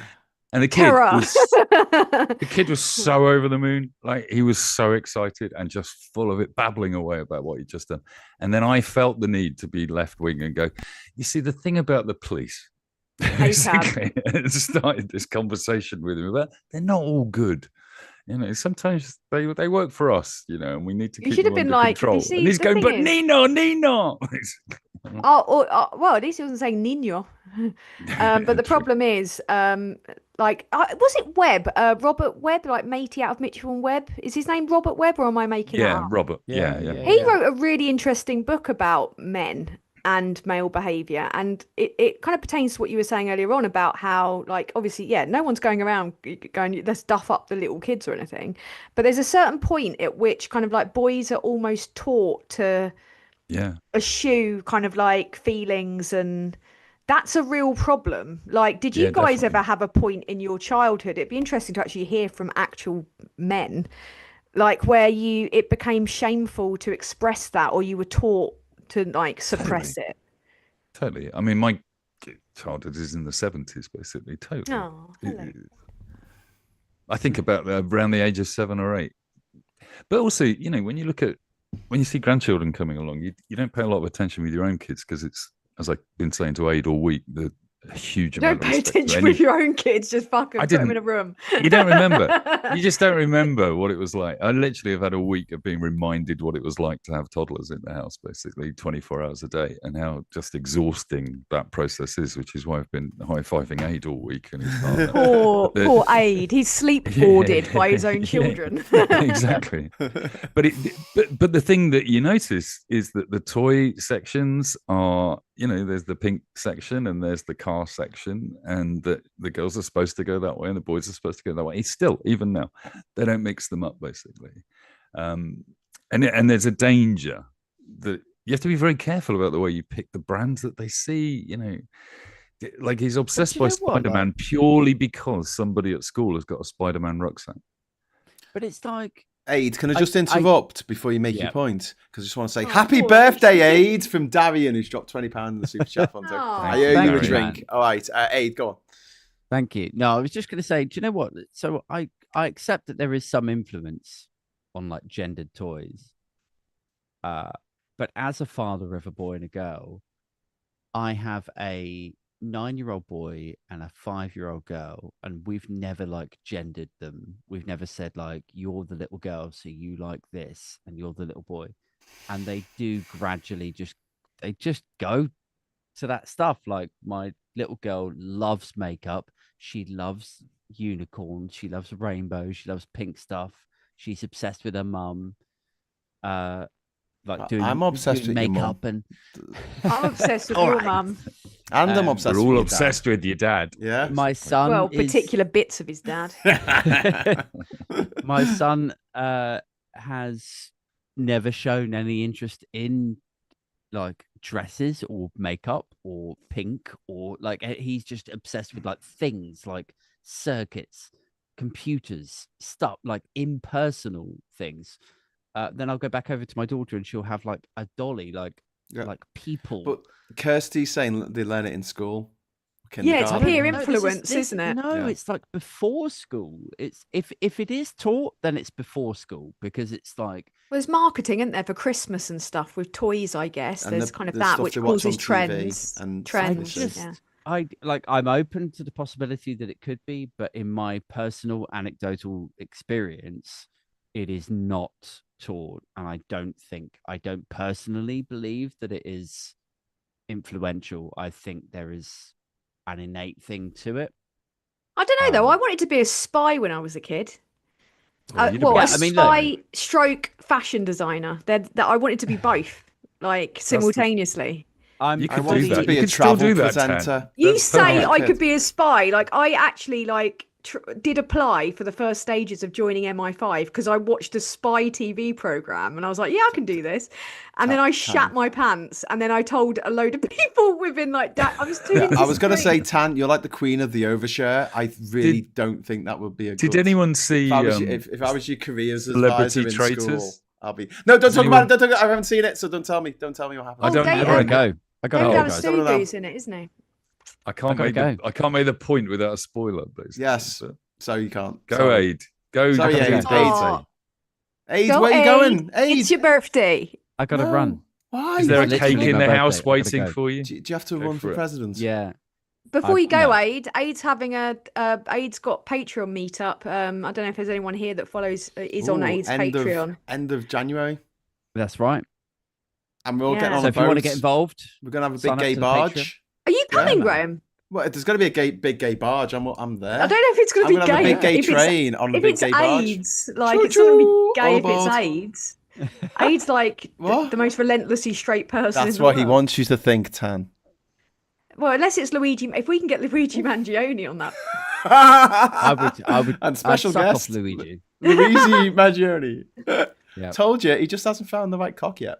It's just the right motivation that I need. Right, guys, I gotta go. I'll see you later. We love you. Happy Yes, ma'am. birthday. Happy birthday. Happy birthday. Whoop, whoop, whoop, See you whoop, later. Bye. Bye. Well, it's a quiet, Oh, well, quietish. Poor Ray didn't get a fucking word in then, did he? Well, no, I mean, I think Sorry, that me and Mike essentially kind of agree. I just think there was a crossed wire on the focus because as we opened with, like, I tried to open because all I focus on, there's no point trying to, I think, focus on the massive divide that's going on. So I just talk about the methods of divide, really, like in a lot of what I do. So constantly focus on the people that are sending us the messages. You know, what the fuck are you doing, Fred? So I try to focus on the ways that people get got rather than the people that Yes. get got, because there's Yeah, no, I agree with absolutely look, you're taking the piss. Yuri Nymphetinov, thank you very much for the £2 super chat. Charlie only wants a physics book for Christmas.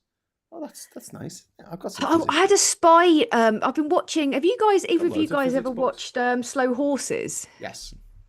I've No, watched. that's on my list as well. Is Oh, I'm told Mike. it's brilliant. Oh my god! I've just finished the first series, which was actually very on the nose because I just it's a want to kind of- say, you're fucking useless. you're fucking useless. You're It's like a fucking right wing. It's a right wing extremist group, basically. That I'm not going to go into it in too much detail, so I'll give you loads of spoilers.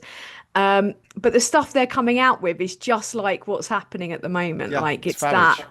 That It's politician is that based level. on Nigel Farage. Absolutely 100% Nigel Farage. Absolutely is, yeah. And there he is in his posh little townhouse, you know. And they like with set all up a his- false flag attack, so they think it's Oh, I was Muslim. trying not to give it No, away. it's in the first Mike. episode. It's in the first episode, you know, straight Not the away. false flag bit, isn't? Yeah, you do, because they meet up with that Isn't it the politician. second? They meet I up with the binged politician. It's it. like, oh, yeah, let's do this thing. I binged the hell out of it, but I'm about to start season 2.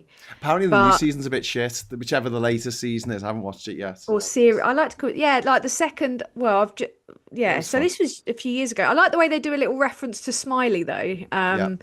because he was obviously like in Tinker Tailor.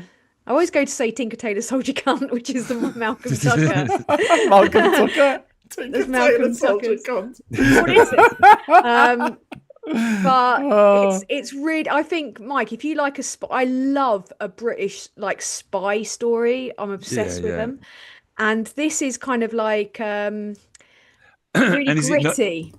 Right, good. It's not because the ones I don't like are where, particularly the British ones, where everything is all glossy and shiny and all the computers are fantastic. And you It's kind of not think, Black Doves, No, no. no. I want it to be a bit more like real MI5. No, where it's they're using really Windows Oh, 95. it is. It's and really Nokia grotty. phones. Yeah, no, it's grotty as fuck. It's dingy, Yeah, you know, dingy. like it's Perfect. because what it Perfect. focuses on is the people that kind of fuck up and end up getting sent off to kind of like the dog's body bit of MI5, really. So they're Right. not in the kind of, you've got the kind of people in the regents bit, which are kind of all the lovies with the posh accents that went to private school, basically, and then you've got the people that are shipped off to the Slough House, is what it's called, is the kind of the people that have in some way messed up an operation, or they've overlooked something, or they've made a mistake, so they're kind of banished to. And Liz like Allen's asking what's it purgatory. called. It's called Slow Horses. It's got Gary Oldman in it. It's really good. It's a lot really, and I'm a little bit obsessed with River, I must admit. of fun. Have you River's- ever read The Secret Agent by Joseph Conrad? No, So, you know, I Joseph haven't read much Conrad spy did. stuff. No. Well, you know what Apocalypse Now was based on? His book, Yeah. Heart of Darkness, which is quite a short book actually. Also, he wrote Nostromo. He wrote Lord Jim, and he wrote The Secret Agent, and he wrote it around the turn of the 20th century. And I think it's the first spy novel. I think it is. He was a Polish Brit. So he was born in Pre-Fleming? Poland. Oh yeah. This is like 50 years before Fleming. Oh wow, okay, wow. Because Le Carre's obviously, is it Le Carre or Le Carre? I never know how to pronounce. I should know how to pronounce it. I'm Carre. That learning wasn't even French. his real fucking name. That was just his I pen name, know. wasn't it? He was It's a really good called name, Bob though. or something. It's a really It good is a name. good but, name. like Killing Eve was based on a bunch of novellas called Codename Villanelle, which was a relatively unknown author. Yeah. And the entire style for Killing Eve came from Phoebe Waller-Bridge's direction and production in the first thing. She gave that its aesthetic and its feel, which was brilliant. But no, like I'm not a fan of Bond because it's all a bit misogynistic and it's just not my cup of tea, really. I like a few films though, but it's a bit like Batman. As it went on, it got a bit weird and different. But yeah, I love a proper. Like I did like Black Doves actually. Yeah, I like that. Did you see it, I Graham? didn't see Yeah. Black Doves. It's very much like. Did you think this, Mike? It feels a little bit like a graphic novel. Yeah. I had the feeling, especially the Beautiful. Wilshaw character, the kind of darling with the champagne and the. Yeah. It felt very much like a kind of. It could easily be like a graphic novel book that you could flick through and read. Like that's. It felt like they just filmed the storyboard. Yes, It's got Keira Knightley in it. I don't think I can watch it. I know. With what she's done. Oh but my god! There's only 6 But- episodes. I suppose I could do that. Is it? There's also there's a TV version of The Secret Agent apparently. Oh, okay. Is there? Well, in the book, book, it's from 2016, so I don't know where. It's on Netflix apparently. Is it? Sorry, my voice went really. I love a spy. anarchist spy I do like. This is why you couldn't be a spy. fiction. And by the way, Joseph Conrad, although he You're a is Russian. down as Polish British, he was actually born in Ukraine. There you go. You learn something every day. Oh wow, The Secret Agent looks very The Third Man. Yeah. It's also got an incredible cast, that TV version. Toby Verloc, who Jones, owns a CD Vicky sex shop in McClure, Soho. Stephen Graham, and Ian Hart. Oh, Stephen Graham's in it. Oh Yeah. my Yeah, god, I'm it's looking at it. Wow, this yeah, it looks really says Verloc owns a CD sex shop in Soho, London, and he helps the Russian embassy spy get Yeah. on a group of London anarchists. Have you Yeah. seen The Lives of Others? Yes. It's one of That's my the one favourite films of all in time. East Germany, isn't it? Stasi, Chosen the yeah. Stasi, Yeah, reign of where terror, the guy with his typewriter in the floor. yeah, and the Space did a great reference to that with the nobody's listening in when they've got the fella from the DSS listening in on them. But it's The Lives of Others is great. It's kind of like anyone that was remotely subversive was spied on, weren't they? And then you've got like Matey kind of like empathizing with the people that he's watching, and yeah. I'm But going to write down The Secret Agent on my little list of things to I've watch. got it 'cause, here now. Yeah. Yeah. This is a BBC adaptation, and it's got loads of fucking awesome people in it. It's got so- Toby Jones. Toby Jones, always good. Stephen Graham, always good. But Vicky McClure, to be fair, like I did not like. You remember when the Beast from the East hit, and we were like proper kind of. It was getting almost scarily snowed in. I ended up watching Tinker Tailor Soldier Spy during one? that. The very first film, the film With that's Alec named Guinness, that. The Alec Guinness or one. with Gary Oldman. Oh no, the film that's. Is there more than one film of that? Yeah, there was an Alec Guinness one where he played George. It's the Smiley, one with the original. Matey who's in Slow Horses. Yeah, isn't it? that's With the Gary new one. Oldman, Yeah, yeah. that's And it's the got 2000s. Matey. He was also in a bunch of those kind of like lock stock films in it. They all look the same to me. Oh, geezer!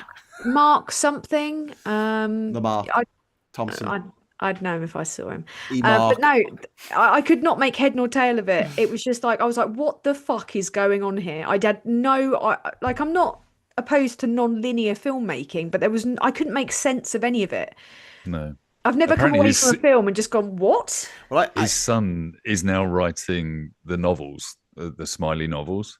Oh, And I heard a podcast interview with him, and they said, well, which time period have you set it in? Is it old Smiley or young Smiley or whatever? And he said, so I went back, read all the books, did this Mark huge, Strong. great chart Mark of the Strong. timeline, did That's a huge, fantastic. great chart of the entire timeline of Smiley. And I worked out that my father had no comprehension of time, and that the story is just backwards and forwards all over different periods and Yeah, whatever. So it he was- said, so I just kind of went, yeah, I'll just do it in the 60s. That's fine, basically. It's like, I wouldn't touch it myself because I don't know, like, I don't know if I would want to, like, say if I had a dad that wrote a masterpiece, I just wouldn't want to tamper with it. I'm a there's bit a of a lot of that purist. goes on though, isn't there? I suppose it's because they retain the rights in some way. And if they write another book, because Tolkien's son carried on writing the books, and the Reverend Audrey's son wrote the Thomas the Tank Engine. He writes the new Christopher Thomas Nolan the didn't Tank write Engine. the books. He collated his father's notes and tried to make them make sense.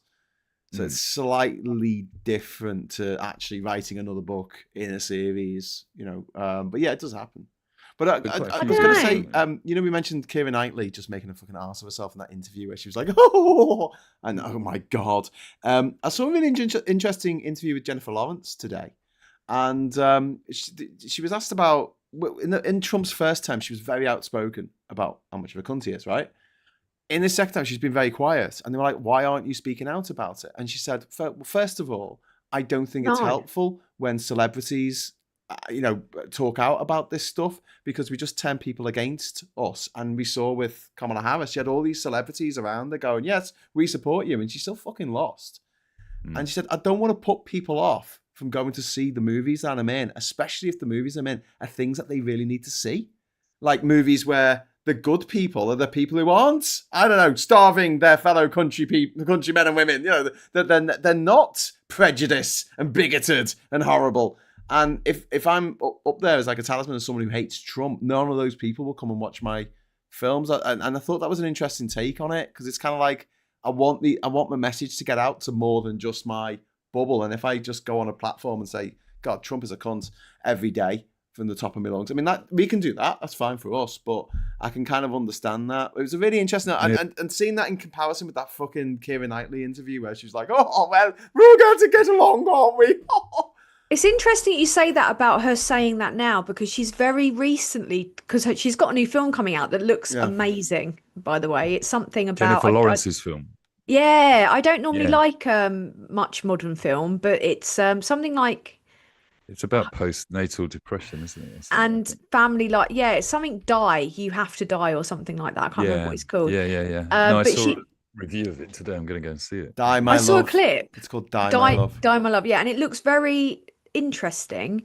But it's interesting that she said that, because she came out and talked about how like intimacy coordinators on set. And she was talking about how basically, like with Robert Pattinson, she felt very safe. Like she didn't need anything like that.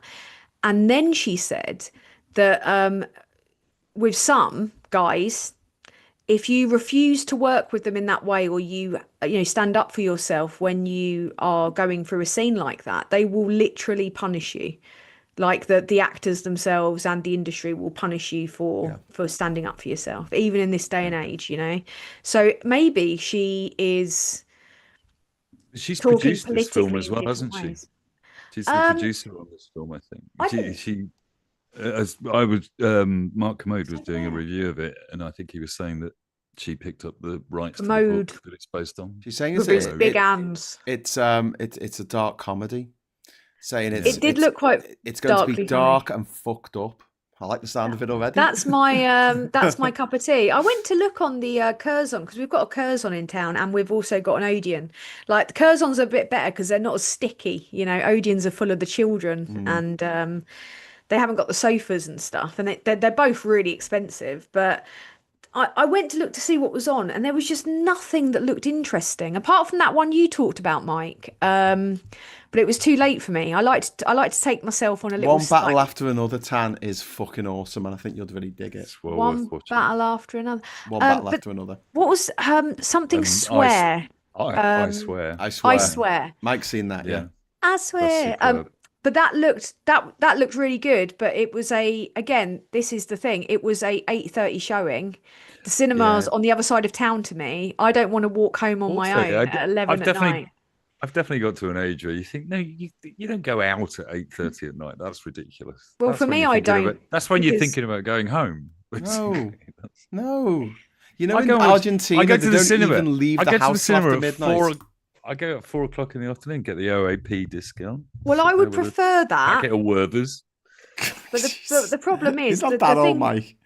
The thing that I would have to go through my head is I will leave the cinema at about 10.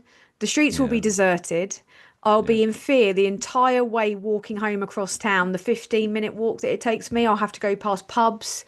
I have to go past, that's the kind of, you have to kind of map out this. And at this time of year, you're on a curfew. If it was summer, it'd be fine because it would just about be getting dark. So you wouldn't be as worried about walking around at night because it would be bright. But the problem is you just don't feel safe after dark at all. And it's the classic thing where your voice is so valuable all the time, Tan. I said to my daughter-in-law, are the metros safe at night in Madrid? Because I was using the metros a lot. And she said, you're a man, it'll be fine. Yeah. Basically. So, and I said, what, is it dangerous for women? And she said, it's always dangerous for women, Mike, at any time of day to be travelling at night. A nightmare. It is any time of day, because that's why I remember one family member once said to me, you travel on the tube at night, and I was like, doesn't matter when you travel on the tube, you're still going to be at risk. Like there was a thing today about I think it was like some London thing on Instagram where it talked about how they're trying to call for, it was like a silly thing, like where they're trying to call for a ban on snogging on the tube after a couple took it apparently a bit too far and they were having a good old snog in the morning on the tube. And my comment was maybe they should deal with all the non-consensual sexual assaults before they worry about people. Before they worry about the consensual kissing. Because there was an awful incident literally a couple of years, like about a year or two ago, where in broad daylight on an afternoon train, a woman was actually R-worded on a train in broad daylight by someone. Nice. And nobody did anything. Nobody intervened. And it's like, that's the bit I don't understand. I don't understand how passers-by. That was in the UK. That was in the UK. I think it was the Heathrow train. This isn't bigging me up because it gets me in all sorts of trouble, basically. But I always walk towards things like that. I always intervene in things. Women have always been my protectors in those situations. If I've ever got into a situation with, like with that guy in the Nazi uniform outside that Oktoberfest or something in America. Like they were all part of the same. Yeah. And you had like the guys just standing there doing nothing as this guy lamped a woman with a fucking glass stein, like just whacked around the face with it. Yeah. And they were just standing there doing nothing. And it's like, in my experience, whenever I've been in a situation where I've not felt safe or someone's not been taking no for an answer, it's never been a guy that's intervened. It's always been like other women that have kind of, what the fuck are you doing, Fred? That have done it, that have got involved or tried to put themselves between me and the person, but a lot of the time, like, yeah, she's right in what she says. You just don't feel safe. I didn't feel safe on the metro in Paris even during the day. Same with the tube most of the time, but with the tube, I don't think as much of it because it's so familiar. It's like getting on a train here, it's not. That was my biggest achievement from an ADHD point of view this week. Was I felt like the king of the metro this week. I absolutely knew. Did you complete it? Yeah, I wrote it because I dropped Lucas off at school in the morning, and riding that rail. and then the day was the rest of mine. And there's a metro station right near the school, so I just jumped on it and went, okay, I'm just going to try and find places, come out of metro stations, and work out where you are. ¿Dónde está? Yeah. And then in the panic that is getting home, which is always a stressful thing for me, I thought, no, I'm going to get the metro, and I'm not even going to look at a map. I'm just going to get to the airport and there's 3 changes from their house to the airport. God. And I know it doesn't sound like visiting all 195 countries in the world, basically, in small boats. Just because you don't own an island, Mike, it doesn't mean that you're not, But navigating a foreign underground system without having to hard to a guide or ask anybody, I thought, yeah, I did a good thing there. Well done. Well done, because that's not easy. Like on my kind of brutal 3-hour, my beautiful ordeal when I had to do that 3-hour walk from southern Paris to northern Paris, from like the Eiffel Tower, but well below. I was in like keep forgetting the name of that place. Paris. Shut up. Saint-Germain, right? From that arrondissement of Paris, I had to go all the way up to the 18th, right? But from the Louvre, it's a straight line. You're fine. But I came at it from a jaunty angle. So I tried to get on the underground, and I got so lost trying to find my way that I ended up going back out the same way that I'd come in, because I didn't understand like any of the signage, and I was like following, like I'd screenshot the Google Maps, trying to make sense of it. And I gave up. I thought, God, I'll probably just be better off walking, because I know I'm going to end up back in the opposite direction. And I'll just end up in a whole new mess. So hats off to you, especially if you're not fluent in the language, because the signs just... Questionable Insanities dropped in a £5 super chat. Jennifer Lawrence did Poker House by Laurie Petty, who was kicked from Demolition Man for disagreements with Sylvester Stallone, who turned out to be a big trumper. Laurie was shunned by Hollywood after... did anyone see this week the woman on TikTok who had a recording of a crying baby in the background and phoned up all these churches, mosques, and synagogues around America asking for some baby formula for a baby that hadn't eaten for a day? No. It was really fucking interesting. A lot of the Southern Baptist, evangelical churches, no. Pro-life at all costs. Are you a member of the congregation? No, but I just live 10 minutes down the road, she said to all of them, just to see what happened. And there was only like 3 of them. The congregation. Yeah. Where the fuck in the Bible did Jesus ever say that, basically?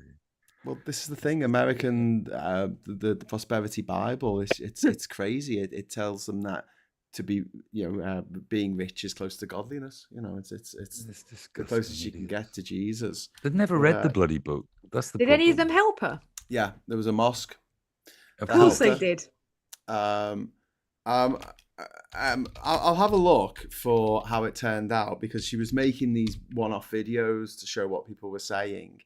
But yes, she's been calling churches, asking them for emergency baby formula. Let's have a look. So I have to ask: is it a genuine call? For that? No. She's testing. So she's setting it up to test it to see what they say.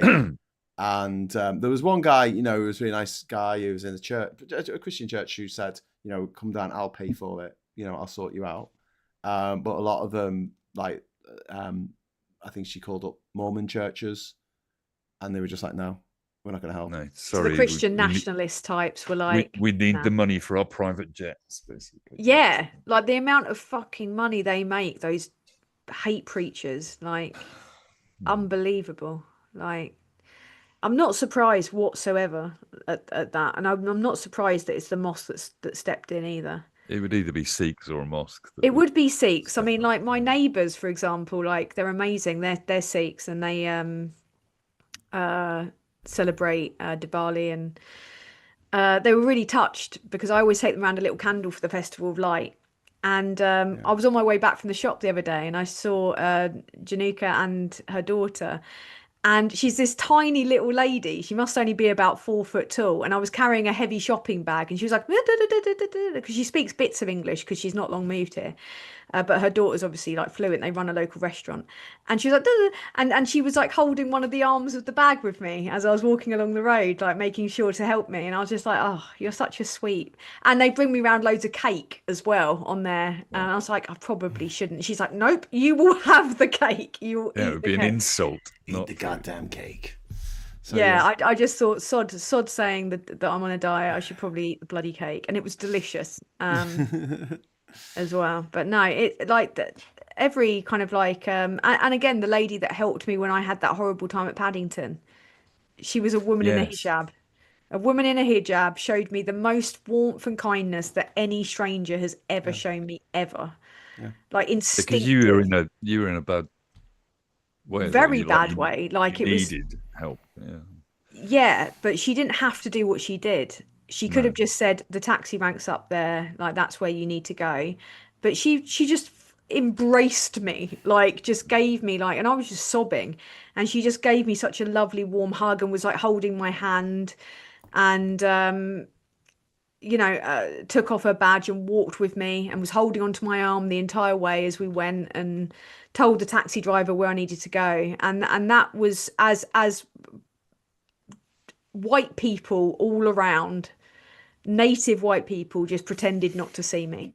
Like she was there helping. So yeah, like it's being taught. People are being taught to. Well, especially in London. fear. I mean, if you make eye contact with someone in London, they think you're a nonce or something. Like, how dare you look at me? Whereas up north, I mean, generally speaking, up north, people are friendlier. They just are. I remember when my girlfriend at the time in Liverpool was running up the street to get the train, and she fell over, and a bunch of proper scallies, like proper whacker scousers, with the shell suits tucked into the socks and everything. Did they put down their car radio? Yeah, they put down the car radio. They just robbed and ran over the road, and they're like, "Hey, lovey, are you all right? Are you?" And they're like helping her get back. Are you all right there? And like made sure she got on the train and everything. They were just brilliant. Aww. She was an Aussie. She was not even a Scouser. Talking of that, and thinking about the thumbnail that you put up for this show, basically. Trump and this fucking just standing there. Yeah, and RFK pegging it as well. Did you see that? Yeah, he liked it. Apparently. What's the context for this? What are you talking about? So a man collapsed Sorry, yesterday in the White House. Right, they were having this thing in the Oval Office announcing that Ozempic was going to be free or something, or it was going to be a lot cheaper because they were taxing us more, so it was going to be cheaper for them or something. Yeah, they've made it really expensive in Britain. During the press conference thing that they were having, one of the people who was in the Oval Office collapsed, and Trump just sort of sees them collapse, and then he just stares forward into the, I don't know what he's looking at. What? The cameras, and just didn't move. He just stood there. RFK ran away. Yeah. Literally, he looked over his shoulder, saw this guy go down, and he just runs out the Oval Office, basically. I think it was catching.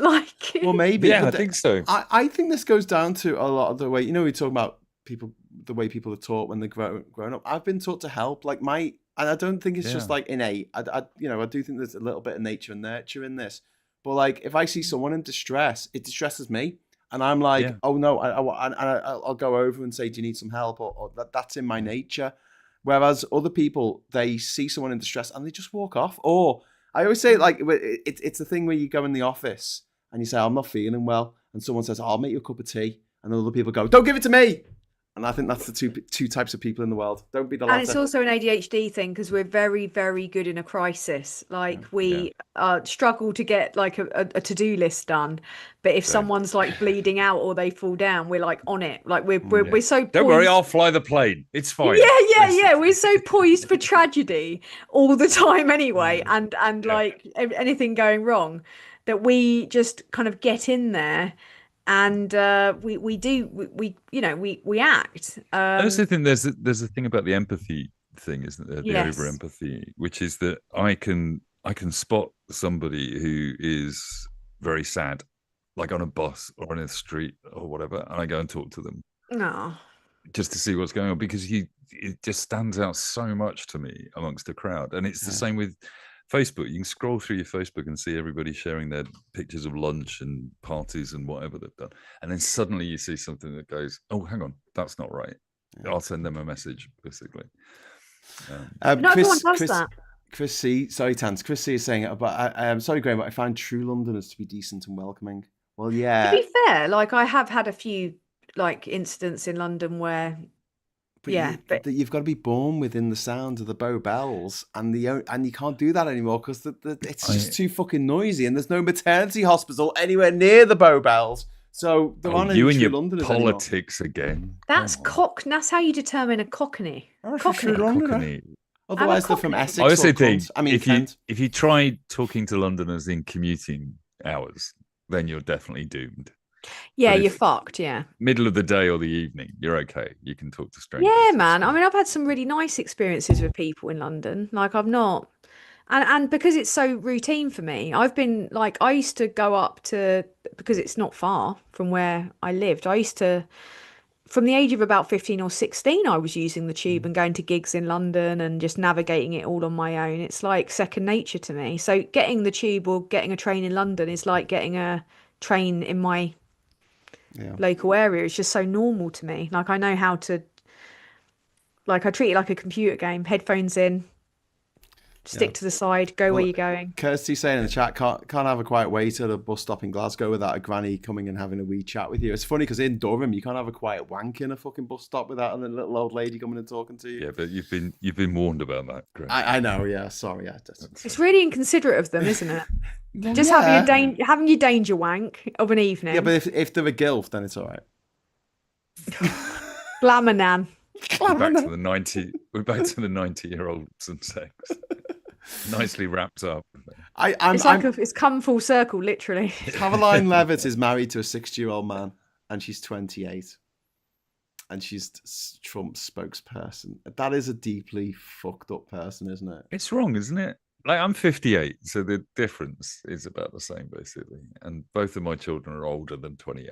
Exactly, so, and so that's just, I don't know. I always think it's like automatically really predatory, but then I did see that really horrible timeline thing that they did. They did that poll, didn't they, of women as they get older and who they fancy, and a subsection of guys that they interviewed and who they think are attractive as they get older.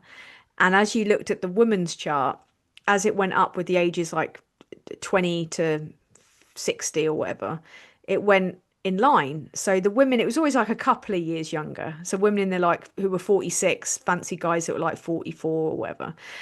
You looked at the guys one, and as it went down, it's exponential. It went down with the guys' ages, and it was between 20 and 24 the entire way down. The entire way down. But this is, listen, I'm a guy that's dating, and I only ever date roughly with it constantly, apparently. But within my within sort of 4 or 5 years either side of my age, I've dated people older than me as well. And you come across people who obviously we've all got stories, and there are divorces involved in the people that I'm dating, as there are with me. And almost all of their husbands have gone off and married a younger woman and had kids. And there's a bit of me that just thinks, how stupid are men as well? Because I've just spent a week trying to look after a toddler, partially, basically, with the help of 2 young people. And I'm like, I don't know how you would even think about doing this. I've no idea. So they end up attracted to a 20-year-old, they marry them, and then obviously that woman wants to have children, wants to have a family, wants to build something for themselves.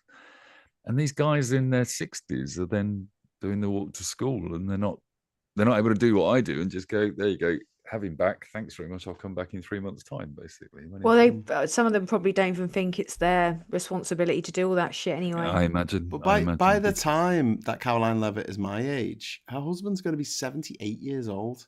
Well, he must be minted. He's not a poor guy, is he? I mean, Is she And we're doing a bit dealing- of a Nicole Smith, you know? I was going to say we're dealing with Caroline Levitt here. I don't think she's expecting. But also, him I to think the guy live who does beyond that his means. is basically. predatory. It's like Yeah. proper predatory. There's like an experience and an imbalance in power, and you know, it just feels like grim because I follow a lot of angry feminist pages. I know it's a shock. What? But You? I know, I know. Angry feminist. Couldn't But see that coming.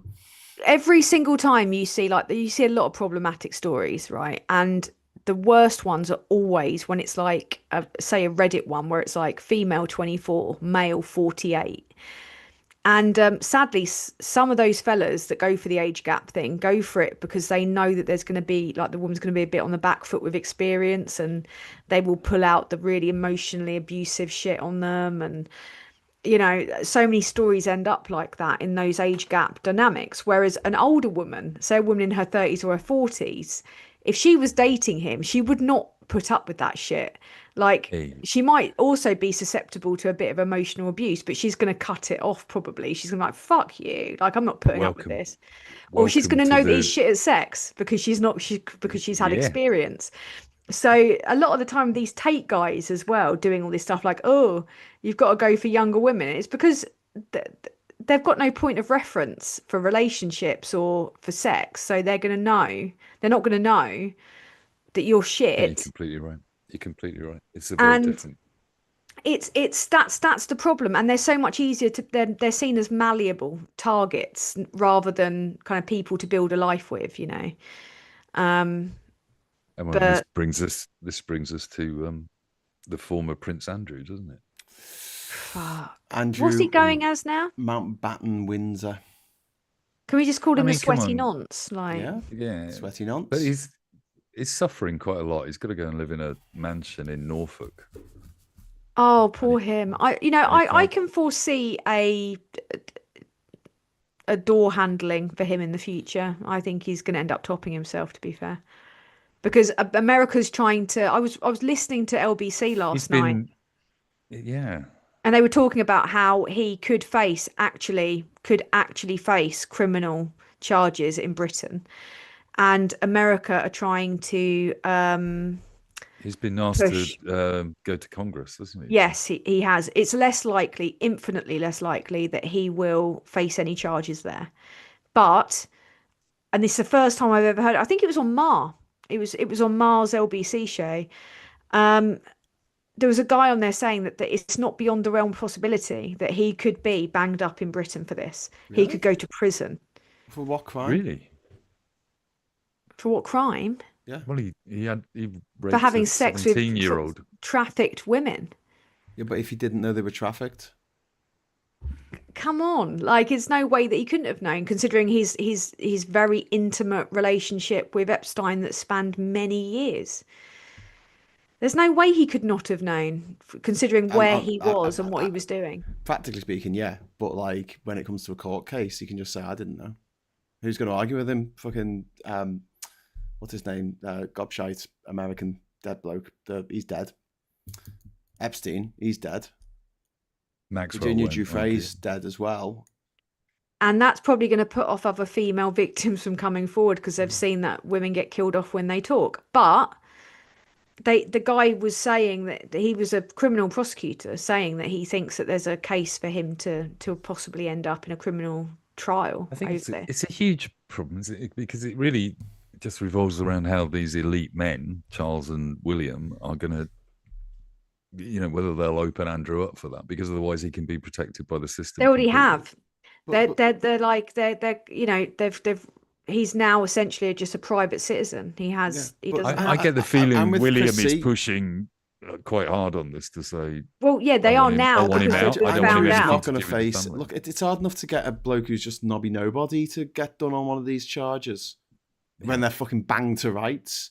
And if they Wasn't do, my they get words, what? man. They get 3 months. it fucking depends though. Suspended sentence, don't they? The fuckers. Yeah. It opens up the Epstein file thing again, doesn't it? Because what are they scared of?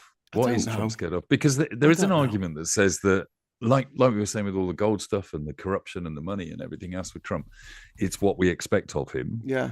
Or it's certainly what we expect of him, and increasingly it's what the Republicans that adore him expect of him as well, and champion. It's kind of like, it's like the old Randy Andy attitude that we used to have in the UK, basically. That he's always out with young girls, etc. But that was the media doing their bidding, like they have for years. Exactly, and therefore, if it's just, and I don't mean just, Han, honestly, but if it is that Trump had sex with young women in Epstein's company, well, it wasn't technically sex because they were trafficked; it was rape. So right. But even if it's that, I don't think that's damaging to Trump. Of course, he's already been found liable of sexual abuse. Anything he could do that would damage him. No, I don't. Must be, but he and they must be very concerned that there is something in this. I don't think that they are. What could possibly be in there? That would, is MAGA base. They would accept him eating their firstborn in front of them, and then they'll roll around on broken glass to prove their fucking fealty to the fucker. I think what's interesting is what Marjorie Taylor Greene's doing at the moment. She's kind of going, off the MAGA track and just down the Epstein track at the moment. Well, she'll probably be killed off soon then. Yeah, I mean, she's doing it, I think, because she's been shoved out of the Republican mainstream, hasn't she? I mean, I'm not, the thing is, it's so difficult because you end up sounding like a mad conspiracy theorist. And I always preface it with, I have no proof or evidence. I base this purely on the fact that I would put nothing past these people. Yeah. But I wouldn't be surprised if they killed off Kirk. I wouldn't be surprised if they kill off their own people. Governments do it all the time in the West. It's not just something that happens in foreign countries that are unfamiliar to us. Like, look at the way fucking MI5 operates. Look at the way MI6 operates. They're killing people all the fucking time. Who are they killing? What do you mean who are they killing? People that go against British interests. Okay. Like people that, like, behind closed doors. Like MI5 kill people all the time. Like spies and shit. Don't they? I mean, Putin does. He blows up his mate in a plane and, Novichok's people. But that's very overt. The opposition. Yeah, I know. I imagine we do it a bit less than we do it behind the scenes more so.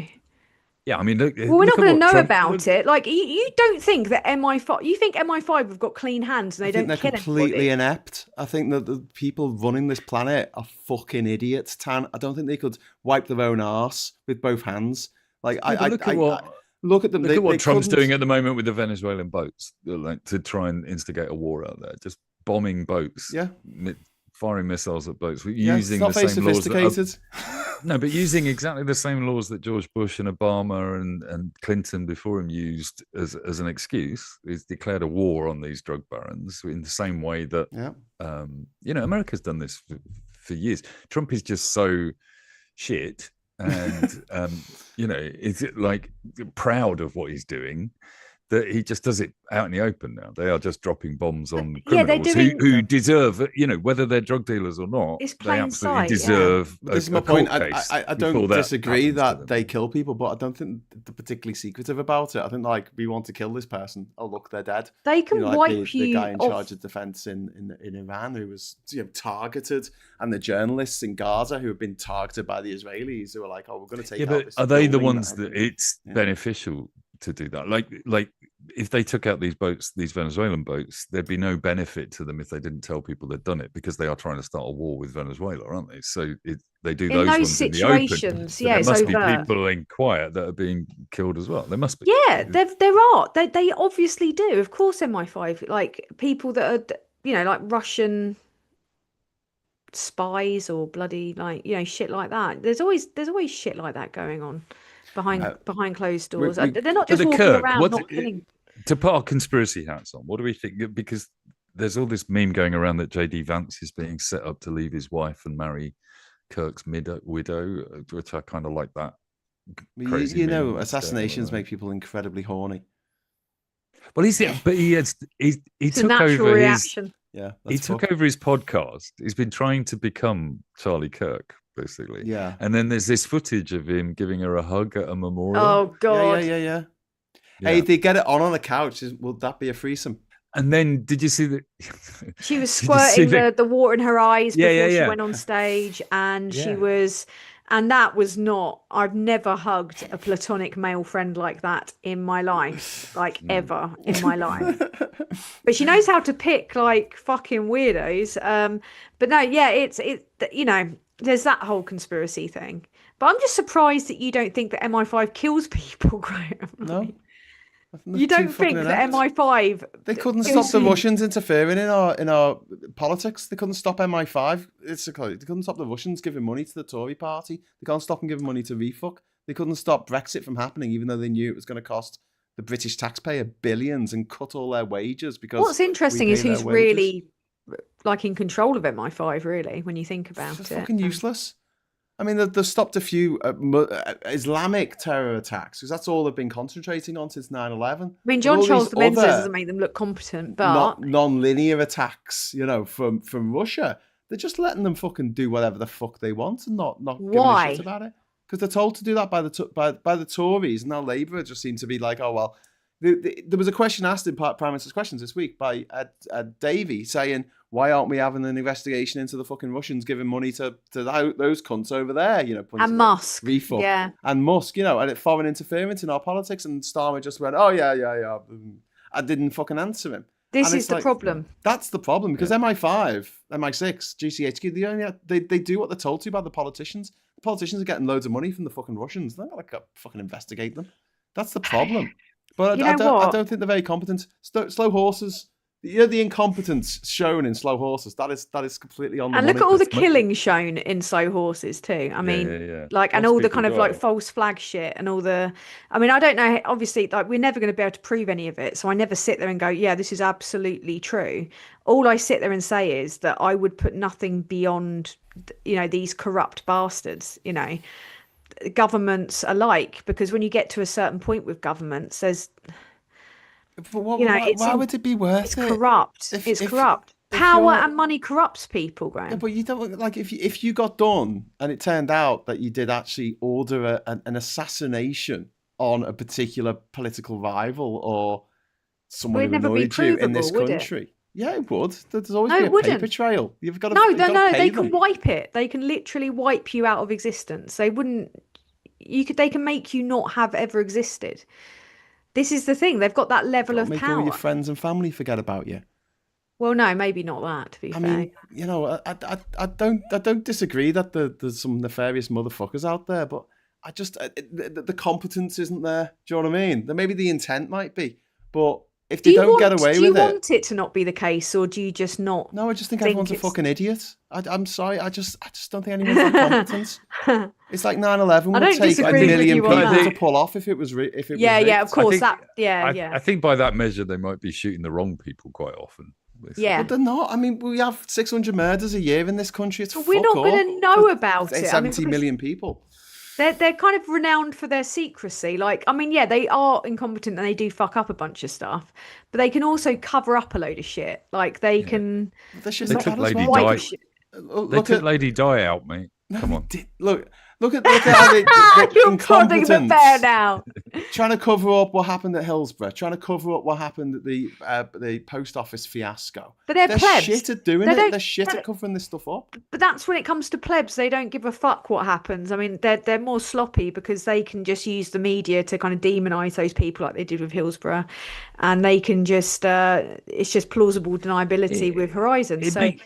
It makes you wonder, doesn't it? Are we just, Graham? Are you just coming from a position where you think the British don't do that? Do you think America does that? Do it very overtly? Like that? No. First of all, like, I mean, the number of people falling out of windows. The reason why they used Novichok in the UK is because they wanted everyone to know it was Putin. Yeah, but that's like the Venezuelan boat thing. I think there are deaths that governments organise in order to achieve something, and they need that to be public. Yeah. And therefore, you must say there must be people they just want dead. For why? And they don't want the publicity. What do you mean why? Because they're inconvenient. Why? Because they're and they think they're doing it in the national interest. So why don't they take out Nigel Farage? He's fucking inconvenient. No, not to necessarily to the people that are kind of like running things, are they? Like, I mean, if you think about it, like Nigel. Why did they take out the woman who plays Hyacinth Bucket, but they don't take out billionaires rule Richard the world, Tice? man? It's Graham, bigger than governments. I mean, we've been they told will- not to talk about taking out higher. billionaires run governments. Like they choose them. They have them in their pocket. Like there's again, and I'm not kind of. I sound mental saying it, but it's true. Like you offshore fucking billionaires choose our politicians. If you think about the lower level of it, right, there are stories around here because there's a smuggling operation goes on from a small port near here, and it's a county line. Are you involved? No, but weirdly, the guy that runs a flower store around the corner from me knows these people. I bet he does. Yeah, and you know, a woman was shot in the face on a yacht. Fucking hell. 3 months ago, basically. It's the plot. Jesus. It sounds like the plot of a That's interesting. spy film or a spy story. And it was kind of just overwritten, but she was the girlfriend of an Algerian drug dealer, basically, who lives in Hove. The only problem is, like you say, Graham, I think sometimes, like, it is so obvious where the drug dealers live in Brighton because they've got gold Rolls Royces and things, basically. And then you start to dig into the questioning. This guy that I talk to about it occasionally. And you say, well, how come I know where they live and the police don't? He said, you think the police don't? Of course the police know where they live, basically.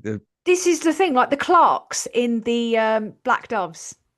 You're going to watch it? You're going to watch it? Yes, yeah. Are you going to watch it, Graham? Because otherwise I'll give you a spoiler. I was thinking of watching it because it's only 6 episodes. Okay. But I want to say, you do know, like, in America, any film that has the CIA or the FBI or the military in it in any way has had cooperation from the CIA or the FBI or the military to make that. So they become like what Chris Morris says about films creating. for these institutions, right? To make them look more fucking capable than they actually really are in real life. And that's why it's pure propaganda. They're fucking useless, to be honest with you. I don't know about that, because Chris Morris talked about how the CIA essentially recruited terrorists. Yes, and, you know. Yeah, that's what he was talking about. He said that like the biggest recruiter of terrorists in the United States was the fucking CIA. So because what they does were going that? out recruiting people to give them something to do, to give themselves something to do. Oh, I found this terrorist. Who recruited them? Oh, I did. But you've got to also take in. There's also Sorry, really rich like crime rings that are ultra powerful and ultra like in Black Doves, for example. That's not a spoiler. Like there is a so but you do have these kind of like international networks of like really powerful, almost unstoppable, like mafia style meets kind of like bigger than the mafia, like, and they are linked to government officials. I was going to say arguably Russia, Kazakhstan, places like that, basically. But also they're mafia states. It's very naive to think we don't have that here, where we don't have people that have that kind of like position of power. But the problem is, like, obviously you sound mental if you think it's real without basis evidence, because you're not going to have any evidence for it. But I just wouldn't be surprised, because when you see how many coppers are so easily bought off, I mean, look at all the coppers that were bought off by the media. Like there was a woman who was a rape victim and the police sold to the media details of her story. Caroline Flack, coppers at the scene sold pictures of her bloodied flat to the fucking media. So if that's happening, and that's the low level. That's lower level. So the corruption, every system and institution doesn't.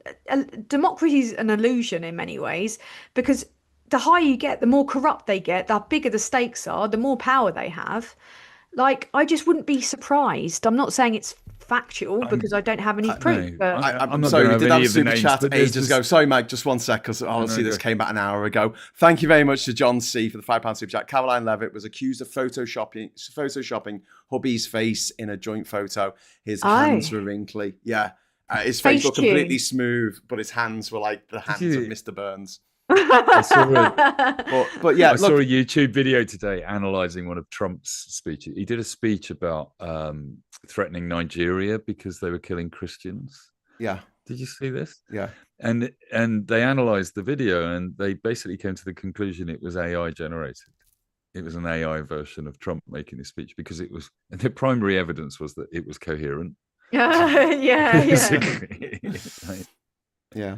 But I feel for Graham because I know you've got no truck for this kind of stuff. You're kind of like very logical on this kind of stuff. I've And never smoked weed. I think this is my reason. It's I got just nothing don't to make do this with connection. weed. Nor have I, but I'm on Tan's side on this one. What, you honestly think that assassins exist of course in they this fucking do. life? They don't. Well, government Go funded try and get assassin. someone to say you're going to pay someone to kill someone, How the and fuck you'll can be you prove- arrested before you leave You the could house. actually on the dark web just pay for anyone No, to get killed. You can't. So you don't They think do not exist in this life on this planet. Assassins do not contract exist. killers don't exist? Contract killers don't exist. You might have someone who's part of a mafia family who does a hit or something, but not someone who's like a gun for hire. It's something that was invented by Hollywood along with werewolves and vampires.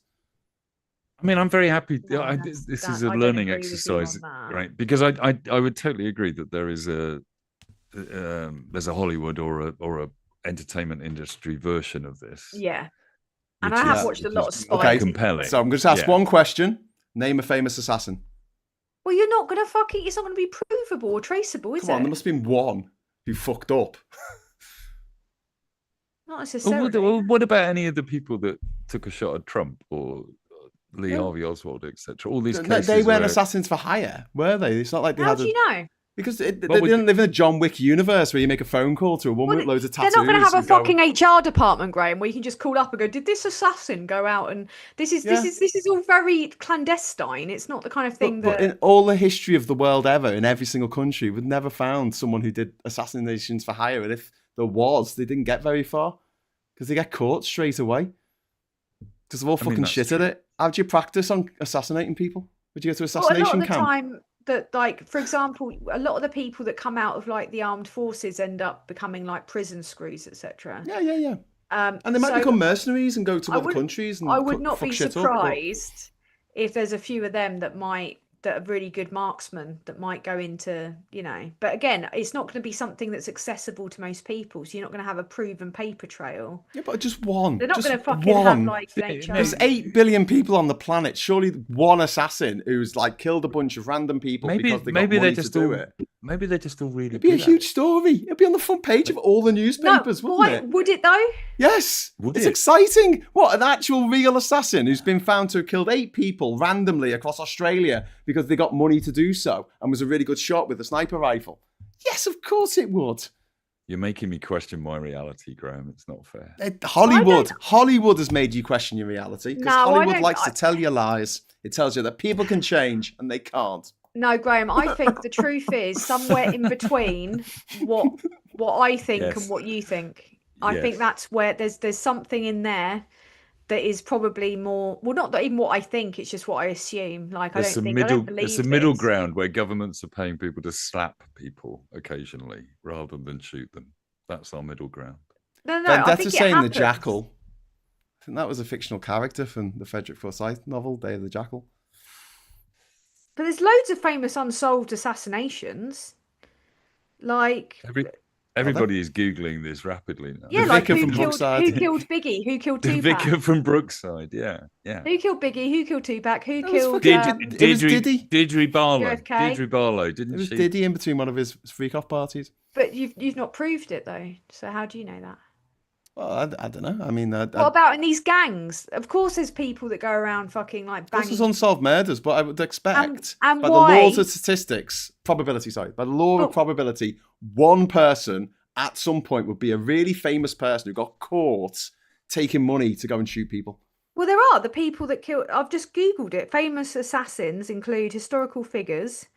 Yeah, they assassinated one person. I'm talking about assassins for hire. John Someone you can Wilkes. call up and say, "Will you go and assassinate this person?" Oh no. That So would be John like- Wilkes Booth, Lee Harvey Oswald, Franz I Ferdinand. totally think there's MI5 Gabriel agents out there Princip. that do that. Yeah, I do. I mean, how do you explain old matey who was caught asphyxie wanked on his table with an orange in his mouth? How do you explain the guy that was ziplocked in a fucking bag? This They're kind two of very shit. different things. I think asphyxie wank guy just had an asphyxie wank and pulled the cord a bit too tight. Are we talking about Michael Hutchins here? No. Oh, Oh, we're talking no. about David Carradine.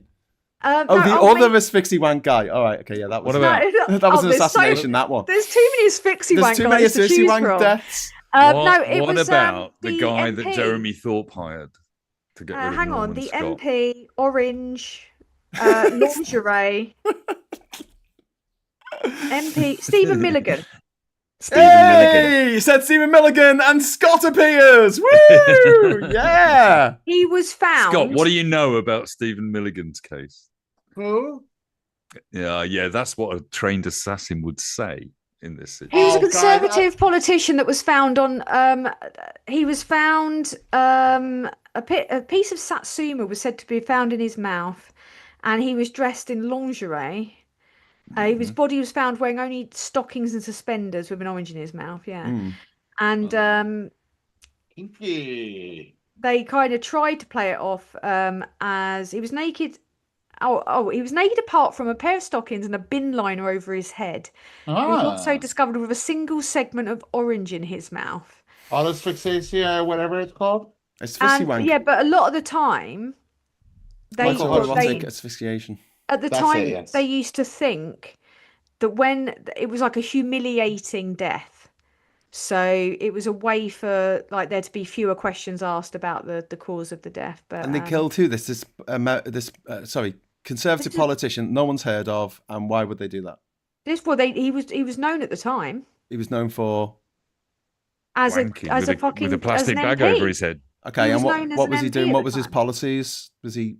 I don't fucking know. It was 92. I think. How old was I? Like, God. 2. So was he against the poll tax? So they topped him. I was 14. Only this week, a tribunal heard how MI5 agents have been given authorization to commit murder, torture, and sexual assault on British soil without fear of prosecution in order to protect national security. That's a line from the article. That doesn't surprise me. And that's exactly what I've been arguing about. So this is not only that, this license to commit grave criminality has been granted for the past 30 years. So now you're thinking MI5 haven't done any of those things. Like, well, if they have, no one's mentioned it. Well, they wouldn't, because it's MI5. Like, they're going to be able to cover this. They're not transparent, are they? They're not that competent either. That's the problem. You've got to have this eternal competence where everyone is absolutely on the ball at all time. And I just don't think humans are capable of it. I think the world is rudderless. I don't think there's anyone in charge deciding the fate of everything. They're just making it up as they go along. I strongly disagree with that. Yeah. Elon Musk ket-addled head. Darian DeStar, thank you very much for the £10 super chat. From the 12th of August this year, from the BBC website, US woman Amy Betro has been found guilty of attempting to shoot a man dead in the UK. There you go, attempting a bit of a shit assassination if you did not do that. She was hired as an assassin over the internet. Brilliant. No, there's a whole movie about it, isn't there? It was based on a real story about a guy he was a school teacher and he just pretended to be all these different assassins to catch people. Oh my God, this case is really interesting, right? In the days after, immediate aftermath of his death, his Commons office was cleared of papers by MI5, according to contemporary newspaper reports. What's more, 6 days after the tragedy, a mystery man was in his Chiswick home before police arrived on the scene on the day his body was found. Scott. He was sucking dick. However, the MOD denied any official paper had been sent, and there was no security aspect to the case, and there was no clear up. Homosexual. But they carted off several bags of documents plus 2 kitchen cupboard doors which had been removed at the hinges and the top of a modern round pine table. Kinky. Did you know Santa Claus is real? Why were MI5 taking that away? I don't know. Kieran Crossan, thank you very much for the £5 super chat. The person that sends off the Spinal Tap drummers, even if the police say best left unsolved. He choked on vomit. No, it was someone else's vomit. No, he spontaneously combusted. All the drummers of Spinal Tap spontaneously combusted. No, there was one who choked on vomit, and it wasn't even his own vomit. Scott, how's it going? How was the gig tonight, mate? Awesome! What gig was it? I went to go see a band called Perturbator. With Scott, it's always a band like Bloody Death Sword or something. Like Melting Pot of Doom. I just absolutely love that. Perpetrator. I like that. Perturbator is a really good word. It's like you're wanking whilst perturbed, isn't it? Yes. Like, yeah, I did leave a comment on Facebook saying I have perturbated. Yeah, is that when you're having a wank and then you suddenly imagine that your dead relatives might be looking down at you from heaven and tutting disapprovingly? That's when I come. Okay. I was going to say it spurs me on a little bit to think about that. I'm yeah. absolutely loving Tan's cat on the back of her chair. It's giving me off James Bond villain vibes. I love it. Look, and because it's just like a little swivelly chair. I've It's been like, expecting "I'd be you, such a Mr. Mr. Griffin. Bond." Well, I The can't see greatest what secret sounds- agent in the world who just walks in. Everyone goes, "Hello, I'm Mr. Bond." Secret agent time. Secret, Right, James. Secret. it's so interesting. I actually really enjoy it. It's like when I go to, if I need some advice and I'm really angry and I go to Aid, he's like really calming and logical about it. And he's always got a totally different aspect to it, but I also kind of fucking hate it. It's the same with you and I when we talk about things that could be possibly unsolved. Like I come at it with years of watching too many spy films and being really cynical, and you're like, no, They're all no, incompetent. no, it's just I think incompetence. I think It's I'm not more cynical than you are because I just don't think they're capable of pulling it off. I think they're you're more fucking idealistic. useless. I don't There think is. that they're competent. I think I that found they an are article just lawless. from 2012 that says that in real life, MI6 insists its officers do not kill anyone. Assassination, its former head, Sir Richard Dearlove, has said, is no part of the policy of Her Majesty's government. But there can be circumstances in which MI6 officers do have a license to kill or commit any other crime, enshrined in a curious little-known law that was intended to protect British spies from being prosecuted or sued in the UK after committing crimes abroad. Section 7 of the 1994 Intelligence Services Act offers protection not only for spies involved in bugging or bribery, but also for those that are embroiled in more serious matters. What year was that? including murder. The article's from 1992. 2012. But it was the 94. 94. The law was 94. That was the same year that Milligan was killed. There you go. Dun, dun, dun! We've solved it. We've solved it. It was Richard I Dearlove. wish, like, the thing is, I hate not knowing stuff, but this is the thing. Like, you can't, when it comes to someone like MI5, you're not able to prove shit because they're like, they deal in information, don't they? So they can. But it is.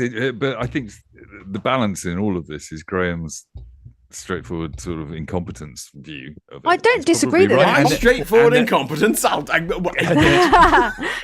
Yeah, but you. also the propaganda thing. I was thinking earlier, and I didn't mention it just because I couldn't remember the name of the book or the author. But a friend of mine once told me about a book and it was written in I think it was late 1800s or something, or early 1900s, and it was about these spies, 5 spy organizations: American one, MI6, MI5, the equivalents at the time, and a French one and a Spanish one, and they all infiltrated this terrorist organization.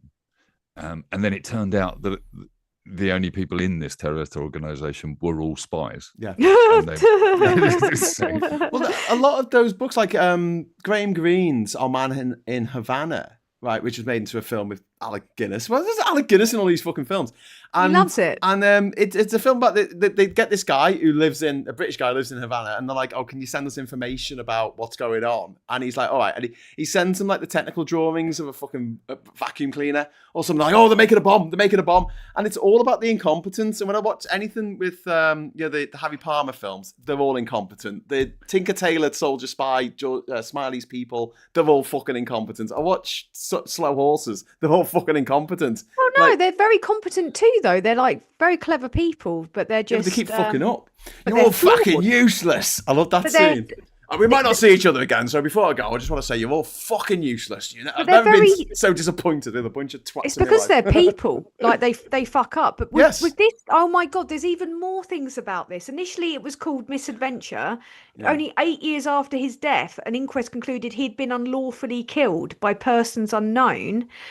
And in 2010, his former fiancée said the British intelligence service tried to smear him as a sexual deviant. What's this guy's name? Stephen Milligan. Milligan. I remember this case Milligan. It was 1994. He was because he was zipped in a bag, wasn't he? No, And- that's a different one. No, that was a Was Russian that spy, I think. This guy was found with a piece of orange in his mouth, wearing stockings bag with a over his- bin liner over his head on a kitchen table. which is very much Scott's MO, isn't it? So- Classic. Well, Well, being considering under what he's a doing to table. that falafel, I mean, Jesus, he'd go to town on this guy. I'm really jealous of your falafel. Fuck, I've got to go wash my hair. Like it's really late. I didn't realise it was like nearly midnight. I'm gonna have to go. I'll leave you on that line of It's a Asphyxie kebab. wank's gone wrong. Just before you go, following Milligan's death, Hat Trick Productions, the producer of the BBC's Have I Got News for You, sent black bin bags, oranges, and black stockings to journalists to publicise a new series of the show. The BBC subsequently apologised to Milligan's parents for the incident. Oh my god. The 90s were a wild time. Yeah. I mean, and he just missed the advent of the Wonder Bride. Probably have loved that. Tan, thank you so much for coming on. We're going to wrap it up there because it is midnight, and I didn't do Wordle today, so I'm going to quickly go to the Wordle site. Hopefully, I'll get in under the 12 o'clock deadline. Otherwise, it'll go into tomorrow's puzzle. Reject all, and that would be the end of the earth, wouldn't it? It would be. Oh God, it's giving me all nonsense. Stop doing this. Right, there you go. Okay, well, I can sort that out later. Oh, it's in the wrong contrast mode. Hang on. Oh no. Right, I'm gonna go. Right, Tan, thank you. Love You're you, a legend. Tan. Bye. Bye bye. And also Scott, bye. And also Bye. Mike, bye. We're all Love saying you, bye. bye. Just everyone, thank you so much for watching tonight on the Friday Night Social. I think we covered a lot of ground. Didn't know if you were talking much about politics. It was more about spy films and shit. And Yeah. Scott's kebab or whatever the fuck he's eating. And watching, yeah. And I just want to say thank you so much to everyone in the chat. Everyone's given their conspiracy theories in the chat. David Kelly's name's come up quite a lot. Who was obviously involved in the dodgy dossier about Iraq and their weapons of mass destruction that they did not have. And maybe he found out they didn't have it. And given the diverse nature of criminal activity, it's really impossible for It's really not impossible for assassins for hire to exist. It is. It is absolutely impossible. I can't see any way of it happening because it's got to leave a trail. And how do you find the people? You've got to put an advert out somehow, get the signal out, the bat signal, to say, I assassinate people. Here's my number. And then you have to get random people to call you and say, hey, can you assassinate this person for me?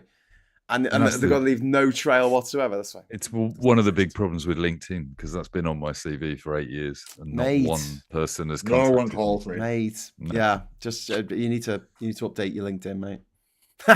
Anyway, thanks very much for the super chats, especially Jovian. That was really, really kind of you for the hyper chat tonight. And I'll be back on Sunday with my Sunday sermon at 11 o'clock on Sunday. And until then, I'll just say thanks so much for watching. Have a great weekend. And thank you, one and all. I'll give us a like on the way out. That'd be nice. If you give us a like, Scott will give you a woohoo. Can you give us a woohoo? Woo! Oh, brilliant. Love that. All right. Thank you very much for watching. Hello, good evening, welcome, and goodbye. Bye. Wave, Mike. Bye. Mike, wave. Woo!